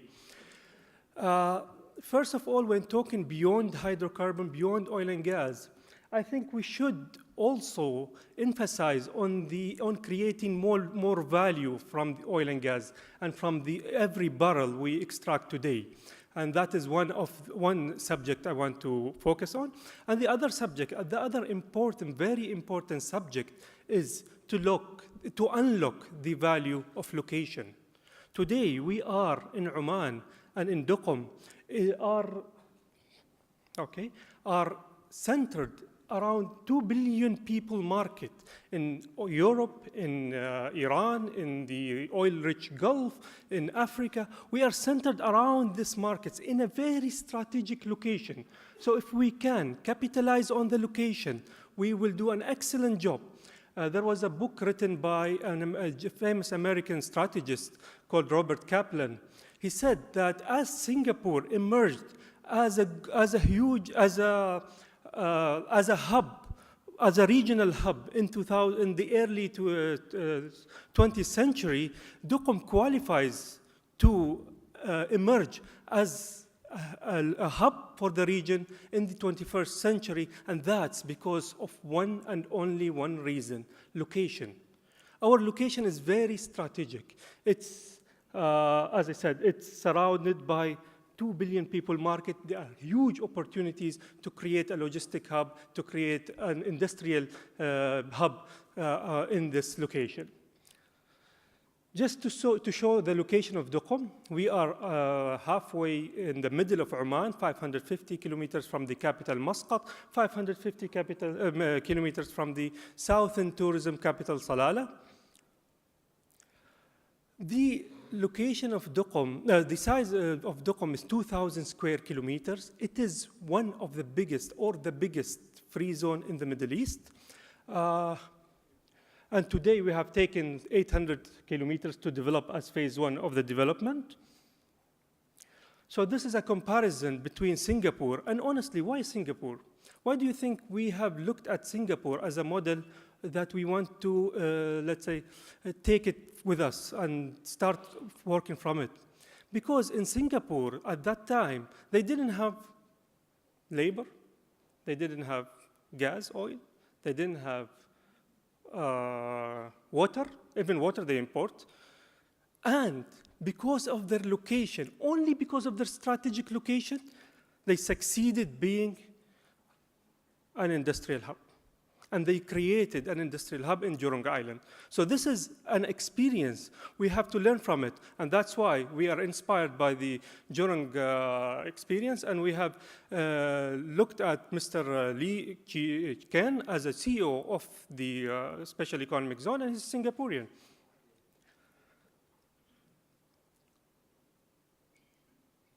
In 2006, the first royal decree came to create the Special Economic Zone, and in 2013, the government has noted the importance of the Free Economic Zone in diversifying the economy. And they have created the regulations for the authority, the Special Economic Zone Authority, and they have done two things in this regard. They have made a minister on the head of the Special Economic Zone, so we have a minister heading us, and they empowered the Free Economic Zone to serve businesses in every sense. That's why we have 100% of free ownership. We have tax exemptions. We have, so basically zero income and zero corporate taxes, and zero taxes, zero customs. So if an investor wants to come to the free economic zone, zero income, zero taxes, zero customs. He can come and basically establish his facility as soon as today.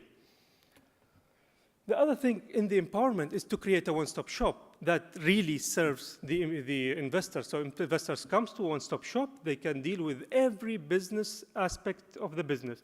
Every aspect of the business, they do tax exemption, business registration, planning, construction permits, environmental approval, business licensing, they facilitate the process of visa. So we have packaged all these in one package and provided it in our one-stop shop for investors that wants to come to invest in DOCOM. And this is the master plan. As I said, it is inspired by the first master plan of DOCOM was inspired by the master plan of Jorong. And there is the heavy industry zone, medium industry zone, light industry zone, logistic, residential zone, fisheries zone, central business district, tourism zone, and renewable energy. And you have, if you want to see the aspect of this master plan are exactly the same as the pillars of Tanfeed. Because this is the focus. This is where we can direct our businesses to. Heavy industries, definitely, because of the oil and gas, because of we want to capitalize on the oil and gas industry. We have the refinery, we have the storage tank, which is Oman oil storage tank. So this is what we have done in oil and gas. Other than that industry, we want to create some clusters in different industries. Logistics, there's a logistic area. It's one of the pillars in Tanfeed, the residential zone, fisheries zone, central business district, tourism zone, tourism is a main attraction for us. There is an 18-kilometer shoreline, which is dedicated for tourism, and renewable energy is definitely a sector too. The interesting thing about DOCOM that whenever we go to a free zone, we see a free zone specialized in an area. For example, Silicon Valley, for aluminum, I would say IT, whatever free zone. What we are doing in DOCOM is we are creating an entire city under a free zone entitlement. So we have to create, so this is what we are aiming to at DOCOM. One of the very important aspects of any free zone today, and literature say, is connectivity. And the government noted this and worked hard on connectivity. We have an airport that is an international airport that will be up and running in mid-2018. It has a 4-kilometer runway. It can take the biggest aircraft, A380 aircrafts.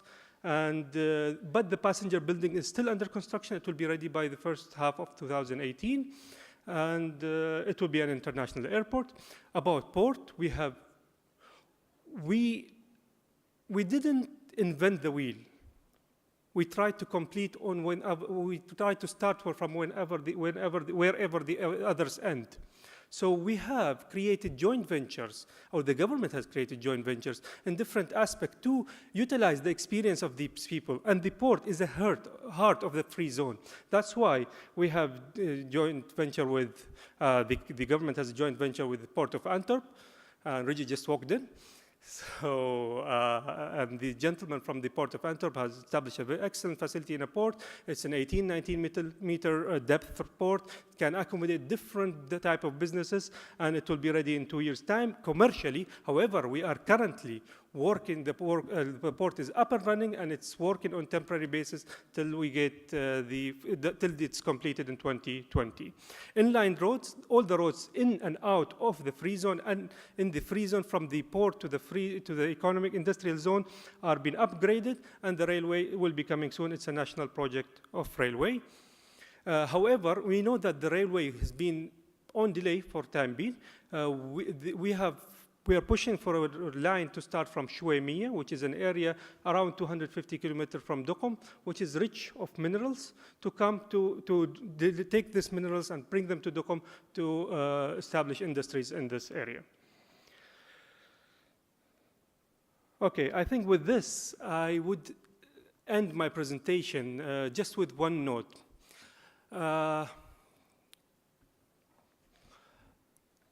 Before the note, I just want to highlight a project that we had with the Chinese about the Silk and Road project. It is a project that we have looked at, we are talking to China in the last 3 years in a state called Ningxia in the middle northern part of China. The state has invested and looked at the position of Duqm and thought that this is strategic location. They want to include us in the marine route of the Silk Route of China.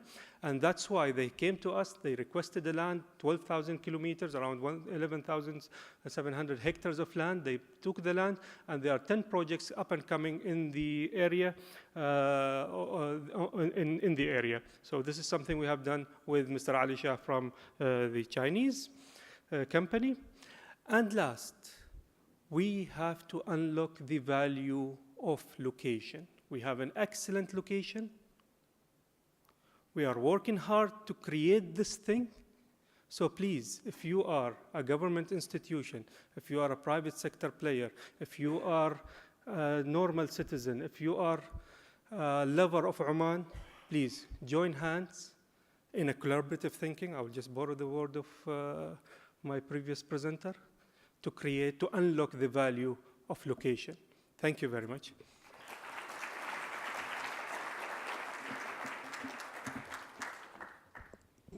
Thank you, Jalal, for that macroeconomic view of CIZAD and the promise that it holds for the Sultanate's economy.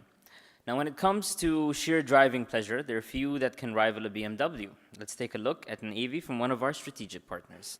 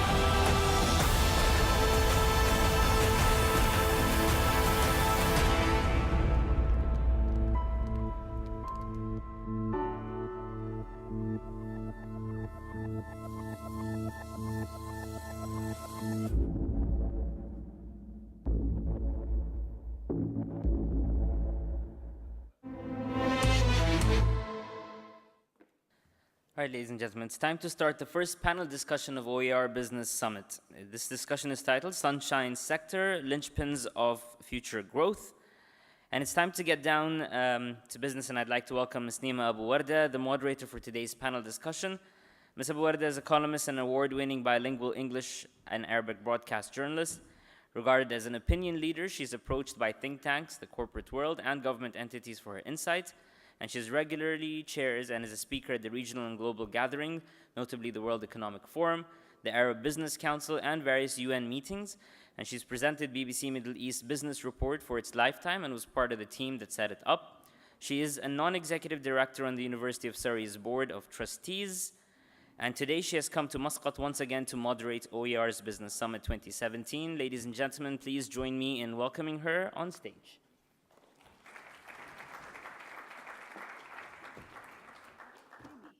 Good morning, everybody. Let me wrap up what I take away from proceedings so far.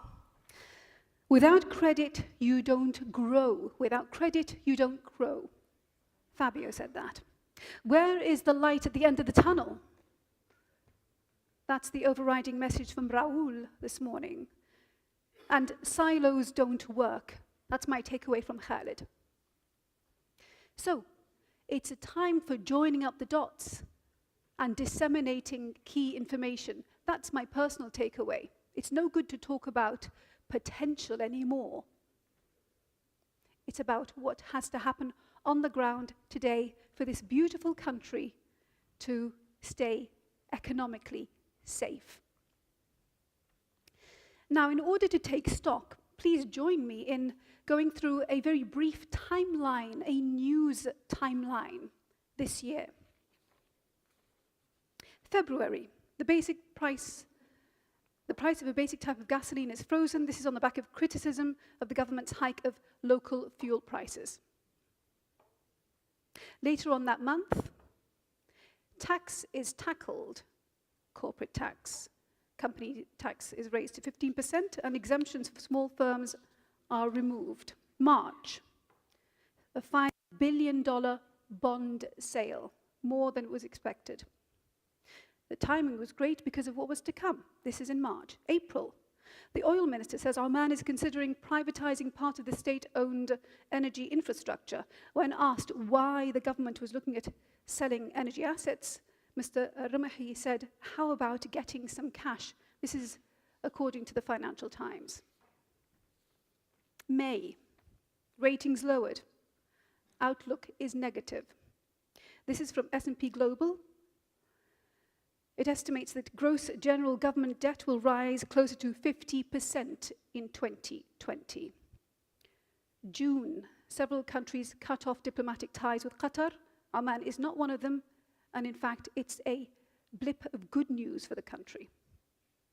July, Moody's outlook negative. End of July, the last day in fact, Moody's downgrades deposit ratings of 6 Omani banks. August, Oman to invest $120 million in Spanish uranium mine.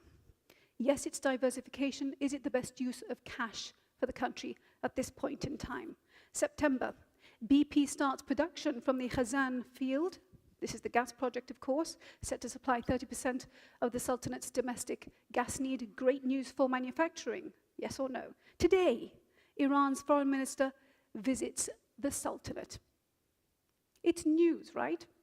Is it good news? Is it bad news? It's mostly bad news. There's a huge cash crunch. So what's the way forward? When we think of Oman, we think of a beautiful country and lots of potential.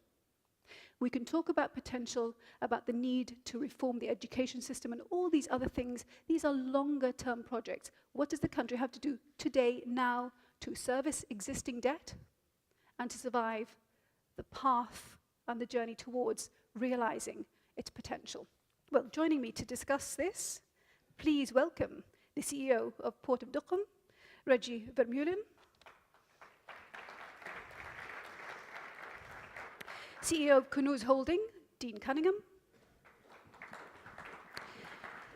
Our man as Vice President for Marketing, Mohammed Mubarak Al-Shikeli. Our Mantel's Head of ICT, Fadi Nasser.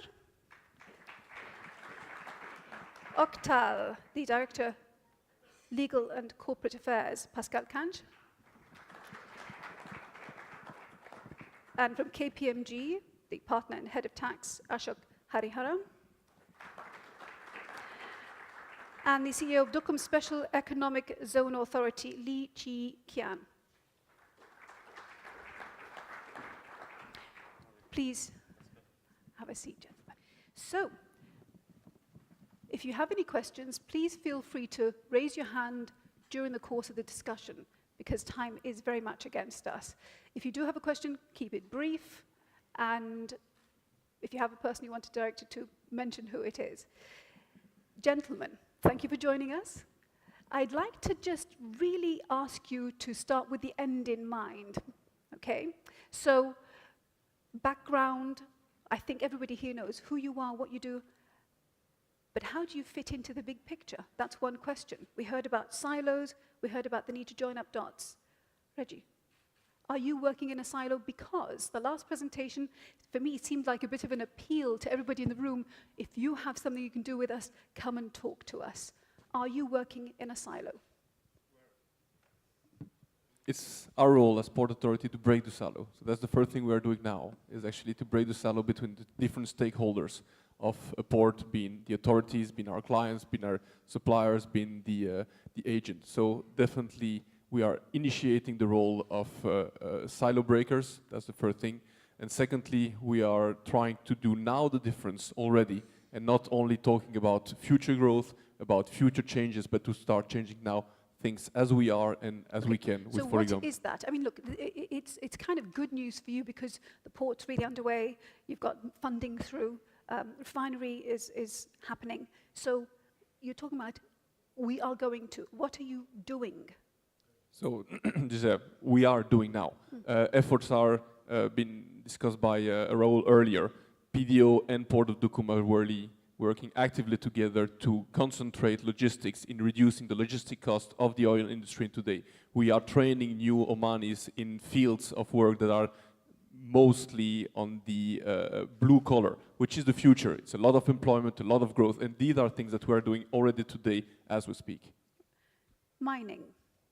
It is a huge industry, unregulated. As far as our internal business is concerned, we are not working within silos. As far as the industry is concerned, we have set up dialogue with our competitors and are having those discussions. As far as the business environment is concerned, we are certainly working in silos. The misunderstanding and the perception about mining, the level of income that we generate, the profitability, and then I think the most all-important one is understanding the market in which we move in. And as Fabio indicated earlier today, is that we are in the epicenter of servicing potentially the two largest growth economies in the world over the next 20 years. And that's the Asian economy led by India and the African economies. And we have easy access. But if we don't manage and use the word sustainability of our businesses, that advantage will go. And that's the silo I'm concerned about. Okay, so you're being very diplomatic and not actually saying what it is that's concerning you, though. So when you say, well, if you don't manage sustainability, what is that? The sustainability is that when we look at the resources that exist here in Oman, they are of a high quality. And there's no doubt the infrastructure is world-class, giving us access to those markets. However, the fundamental understanding of the size of the market in which we need to service is not there. People don't understand, and therefore we are seeing significant amount of new projects coming on board without any control mechanisms of the amount of supply. Remember, our KPIs are to sell as high as we possibly can and reduce our costs, whereas the buyer is looking to buy at the cheapest cost. And if we continue to go in a direction of new projects without understanding the market, all we're effectively going to do is wipe out that advantage, and we'll oversupply the international market, and we'll end up making nothing. So what you're saying is mining is happening, it's being sold underpriced, and perhaps there's too much coming online, it's not regulated. Correct. So what needs to happen now, today? We need to sit and understand what the global market requires and provide the impetus to But surely you know that. I know that. Yeah, go on then. So what is it? The market doesn't. The people that are looking at us from an industry side and the business environment doesn't understand that. So can you just give us that in a capsule? What is it that it needs, the market? What is the misunderstanding? What's going on in reality on the ground again? In reality on the ground is that people need to understand, that are the regulators, what the market requires. So when we go through these 10-fee discussions, it's not about projects, it's understanding what our customer requires. And on the basis of that, putting together a 20, 30-year plan to supply them, to become the supplier of choice. Infrastructure and bulks is all about urbanization, infrastructure, it's about limestone, it's about gypsum, dolomites. And these are bulk commodities, low cost, high volume businesses with very skinny margins, and the margins are getting skinnier and skinnier. We need to make sure that we make a market and the supply-demand balance is in our favor. And we need to manage that. We need to regulate that so that the industry that we are supplying to is kept and paying us what the due cause of what we deserve for the risk that we take. So one takeaway there is that you need a plan that actually has specifics, deliverables, not just a plan that is an idea. Correct. All right. So may I ask you, please, show of hands, are you very worried about the state of the economy? Raise your hand if yes. Very worried. So most of the room. Are you clear on the plan for the country? Raise your hand if yes.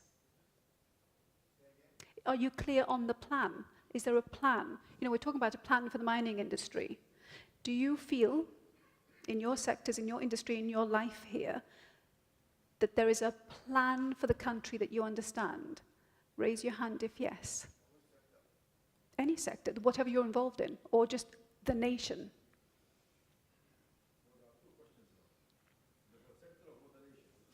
Well, it's about confidence, really. So, you know, people in this room, how confident are they? What is the sentiment here about there being a plan that exists, that is clear? Raise your hand if yes. I mean, look, the fact that we're discussing this means that there isn't one, yeah? Or there isn't the feeling that there is one. Is that fair? So I will turn to you now. You've been involved in the planning process for tourism. Tourism is key to this country. It's something we've talked about for decades, in fact. What is it? You know, in the past, there were many attempts by different administrations within the tourism industry to bring in consultants to develop strategy plans for the country. I think for the first time, the Ministry of Tourism have brought in an entity not only to develop the tourism strategy, but to also help in implementing the tourism strategy. But what is the strategy? And I think that's the element number one that's been missing in the past. And what is the tourism strategy? It's to develop tourism clusters or destinations within a destination called the Sultanate of Oman. Rather than simply saying we're promoting tourism to the Sultanate of Oman, what are we promoting? You've heard about segmentation, where people are looking for sun, sea, and sand, or people are looking for mountains and countrysides, etc., etc. So Oman has everything to offer the discerning traveler. This entity is going to divide the country into clusters and create destinations within a destination. More focus into basically a tourist saying, that's the destination I want to go to. So can I bring Khalid into this discussion? Khalid, when you hear that, what's your comment based on what you spoke about today? Can we have a microphone, please? My comment would be that it's good to have a plan, number one. Secondly, once you have it, roll it out across the board. So everybody, whoever is a stakeholder, non-stakeholder, is aware of what the plan is. Are you privy to the details of the plan? No, I'm not. Yeah. And the third is to make sure there is no bottleneck in the implementation, because the problem, as I highlighted earlier, is the implementation where frustration, where slow speed comes in. And so how confident are you with your long history here and with the circumstance at present, with what you're saying becoming a reality? The reality would happen if there is no choice. Oil is going to be low, so we have no choice. Things would move if we have no other alternative but to move. Once that dawns in, it's very easy. Okay. Amantel. Pardon me? But sorry. I think the number one, all stakeholders across the country were involved in selecting the entity that was to come in and develop the strategy for the country. Across the board, there were academics from the universities, from the travel trade, from the civil service, across the board.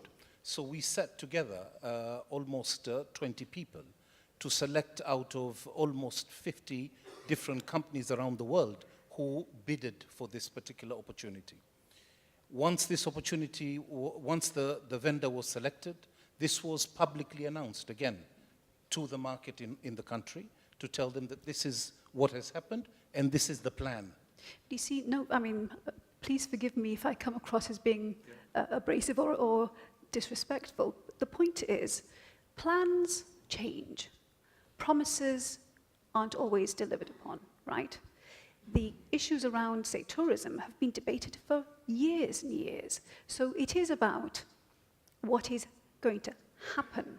And in fact, clarity around disseminating information. So information coming out, timelines, and deliverables. That's the thing I think that not just with the tourism industry, but across the board, that is key to the nation being able to manage this cash crunch that the nation is going through at the moment. I think that's very, very true. And as I said, for the first time, this is why the ministry not only selected the vendor to deliver a strategy, but also to implement the strategy. We've been talking about this for too long, as you rightfully said. But I think this time we see a change in the approach of the government, and the urgency is there. So the deliverables are there with timelines of those deliverables. And I think we're going to be all pleasantly surprised with what will come out of this. All right, so you talked about, I'll move on, but picking up on the idea of plans and so on. Tanfeed, huge project, 121 initiatives identified, a potential for 30,000 Omani jobs, GDP going up by 1.7 billion Omani riyals once it's all realized. What's happening? What do you know about this? That's a loaded question. I was hoping you'd ask me what is Omantel doing to help diversify economy, but I'll start with your bit. All those Tanfeed initiatives, they do have a common thread, and it's the digital economy. Whether it's energy, whether it's tourism, whether it's logistics, no one wants to build the next biggest building or the next biggest port just because it's a big port. They all want to introduce efficiencies, bring down costs of them doing business, increase their revenue streams. And you look at it, there's technology at the heart of all these Tanfeed initiatives. So to generate this 1.7 billion, there's technology at the heart of it. And if I may introduce what Omantel is doing here, Omantel is a firm believer in the data economy. Data is the new black oil. I don't believe we're alone in this. All the telcos around the world, they're going through a transformation. You look at the Amazons, you look at the Googles, you look at the Netflixes of the world. These, if we count the top 4 or 5 digital companies in the US alone, they have a market valuation north of $2 trillion today. Probably a collective workforce of 250 to 300,000 people. They generate revenues well north of $300 billion. But can I again be pragmatic and practical? wonderful news.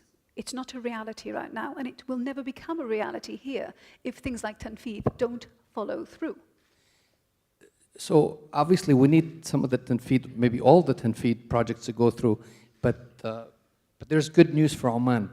The folks before us talked about the location, the geography, that's very important, but from a telco perspective, the data economy, for this money to be generated, you need the connectivity, both within the country, we need to connect not just everyone to everyone, but you need to connect everything to everything.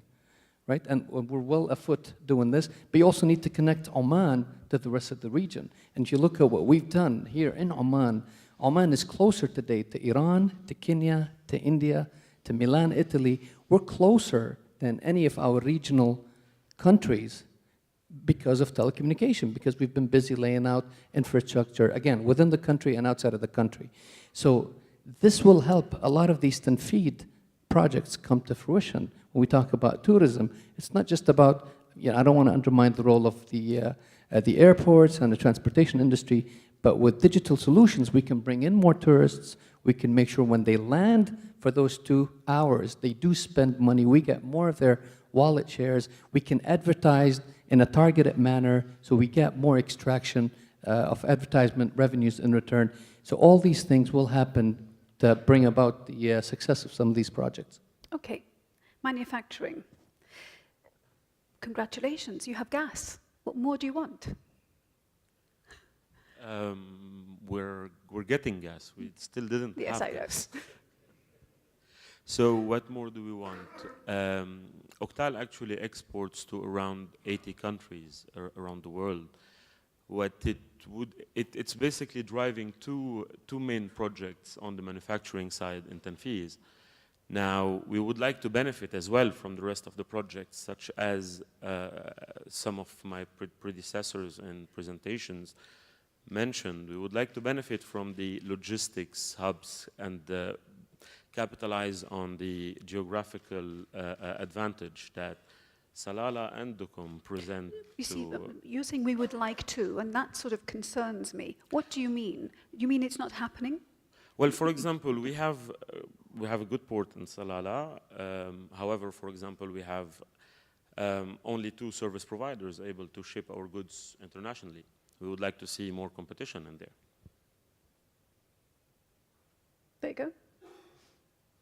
I'm not managing Salalah, unfortunately, but I know, but you can do something about this. No, that's but the point. Yes, it's a very good point. One of the things that is happening now, and that's the positive. One of the results of Tanfeed, and also this grouping of companies under Asiyat, for example, which is the new logistic arm of the Omani government, is that there is a initiation of a consultation between the ports and actually the logistics center in general, to address these kind of questions. I agree sometimes there's a criticism that we hear often that Salah is too mono or dual provider, where what we're trying to do is actually to address these points in offering a wider variety of services and building or filling the gaps that are not there. You see, as an outsider, and I know it takes time and it takes money and all sorts of things, but I keep hearing from, say, people on the ground, the business sector, this is what we need. Then I hear the logistics or a provider,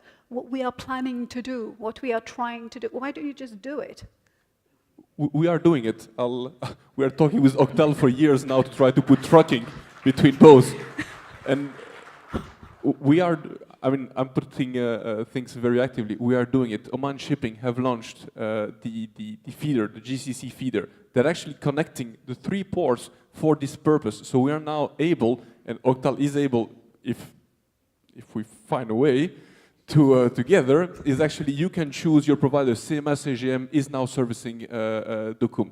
MSC is now servicing Duqm. So Duqm is starting to be connected, such as the other ports in the country, and now the 3 ports are connecting to each other.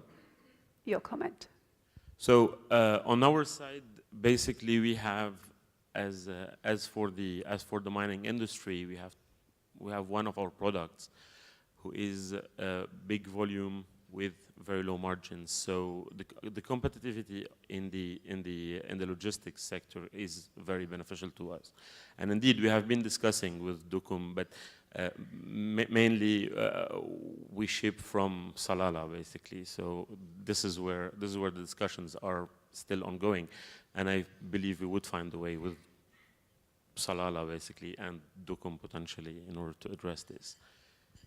Now, the Omani products are being very competitive on the international landscape, and basically we are able to compete in the US. We're able to compete US manufacturers in the US. We're able to compete in Europe. We're able to compete in the whole GCC. Now, one other areas where we would like to see enhancement in is the regulatory and the inclusion of free zone and special economic zone companies and the benefits of free trade agreements, and grant them basically the possibility to have a more enhanced market access. We're working on these things. We're facing lots of anti-dumping, anti-subsidy investigations. We're coming up on top due to the help by most of the ministries, mainly the Ministry of Commerce and Industry. But we would like to see an enhanced market access possibility as well. Okay. I'm sure people in the room have been taking note. Budget deficit. What do we do? How does it get fixed? You know, how do you plug the cash hole? Sorry, which sector? So for the country as a whole, Yeah. you know, there's a lot of money has been raised, but it's being used to service existing debt. How do you get out of this situation? I think we all know that Oman is in a very difficult position in terms of financing its deficit. We know that the 2017 budget estimated a deficit of 3 billion Omani riyals, which comes on top of a 5.3 billion Omani riyals deficit actually incurred in 2016. Some of the measures which the government has been taking, you mentioned it in the headlines. In February 2017, we saw the tax law being amended, the corporate tax rates going up from 12 to 15%. I think that was known to businesses for the last 2 years that the tax rate will go up. I think what surprises businesses and which creates a dampener is anything which is not known. You know, anything which is announced all of a sudden creates a shock. Let's take the corporate tax amendment. The aspect which surprised everyone was the expansion in the scope of withholding tax. That was not being talked about. All of a sudden, on 26th of February 2017, businesses are told that from tomorrow, you have to deduct 10% on certain payments which you make to foreign companies, be it services, be it interest, be it dividends. You know, many of the listed companies were declaring dividends in the month of February and March. There was complete chaos in the marketplace. Even today, I think the executive regulations to the tax law, which will clarify the scope of withholding tax, is keenly awaited by businesses. So I think that's the key thing. I don't think taxes per se is a problem. It's the uncertainty which brings to the table, which is a greater problem. Now, let's look at some of the other taxes which are being planned by the government to increase the revenues. Tax as a revenue generator to the government during 2017 is budgeted around 1.4 billion Omani riyals. The deficit is 3 billion Omani riyals, so it's quite a sizable number. As a percentage to GDP, taxes in Oman are only 5% of GDP. If you look at other countries, Europe, for example, it's generally about 30% of GDP. But Ashok, can I just interject? Yes, taxes are lower here, but it's a really bad time for everybody. Yeah. There is no cash flow within corporations, even. You know, employees are being used as bank reserves, right? Because their salaries aren't being paid on time. Yeah. So is it the right time to do this sort of thing? Yes, I think that's always going to be a very difficult question to answer, particularly for the government, given the cash crunch they are facing. If I were to look at it, yes, taxes nobody like, right? Everybody wants to keep the money with themselves, either for expansion or for giving dividends to the shareholders. But Oman and the Gulf region has been lucky, has been fortunate to be receiving grants, subsidies from the government. That cannot be sustained. You know, every government throughout the world relies on taxes as a source of revenue to be able to fund the economy, to fund the infrastructure. We have been privileged to have oil as a significant source of revenue, which allowed the government not to rely on taxes. But how long can that continue? So I would look at it in a different way. Yes, taxes would become a reality, but let's try to make it as painless as possible. If you make profits, I don't think you would mind paying taxes. So what would you have done perhaps differently, or what would you caution against? I think it's communication. Government should keep the economy, take the economy into confidence, let them know what is coming in the year ahead. Take value-added tax. You know, we have seen that being introduced in Saudi Arabia and in UAE.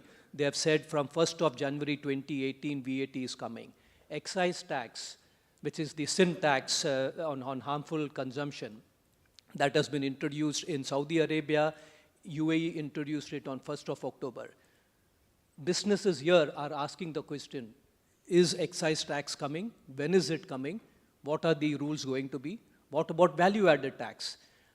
I think there should be more communication, more certainty. We do not want chaos in the marketplace. Even UAE, today, there is complete chaos in the marketplace as far as value-added taxes are concerned. The executive regulations to the VAT law, which was issued last month in UAE, are still to be issued. And businesses are told, you need to be ready by 1st of January 2018. Now, it's not like a corporate tax that you just determine the profits and pay tax. Value-add tax requires change to the processes, systems. So government needs to understand that it's not just a unilateral decision. Businesses need to be taken into confidence. They need to be given sufficient time.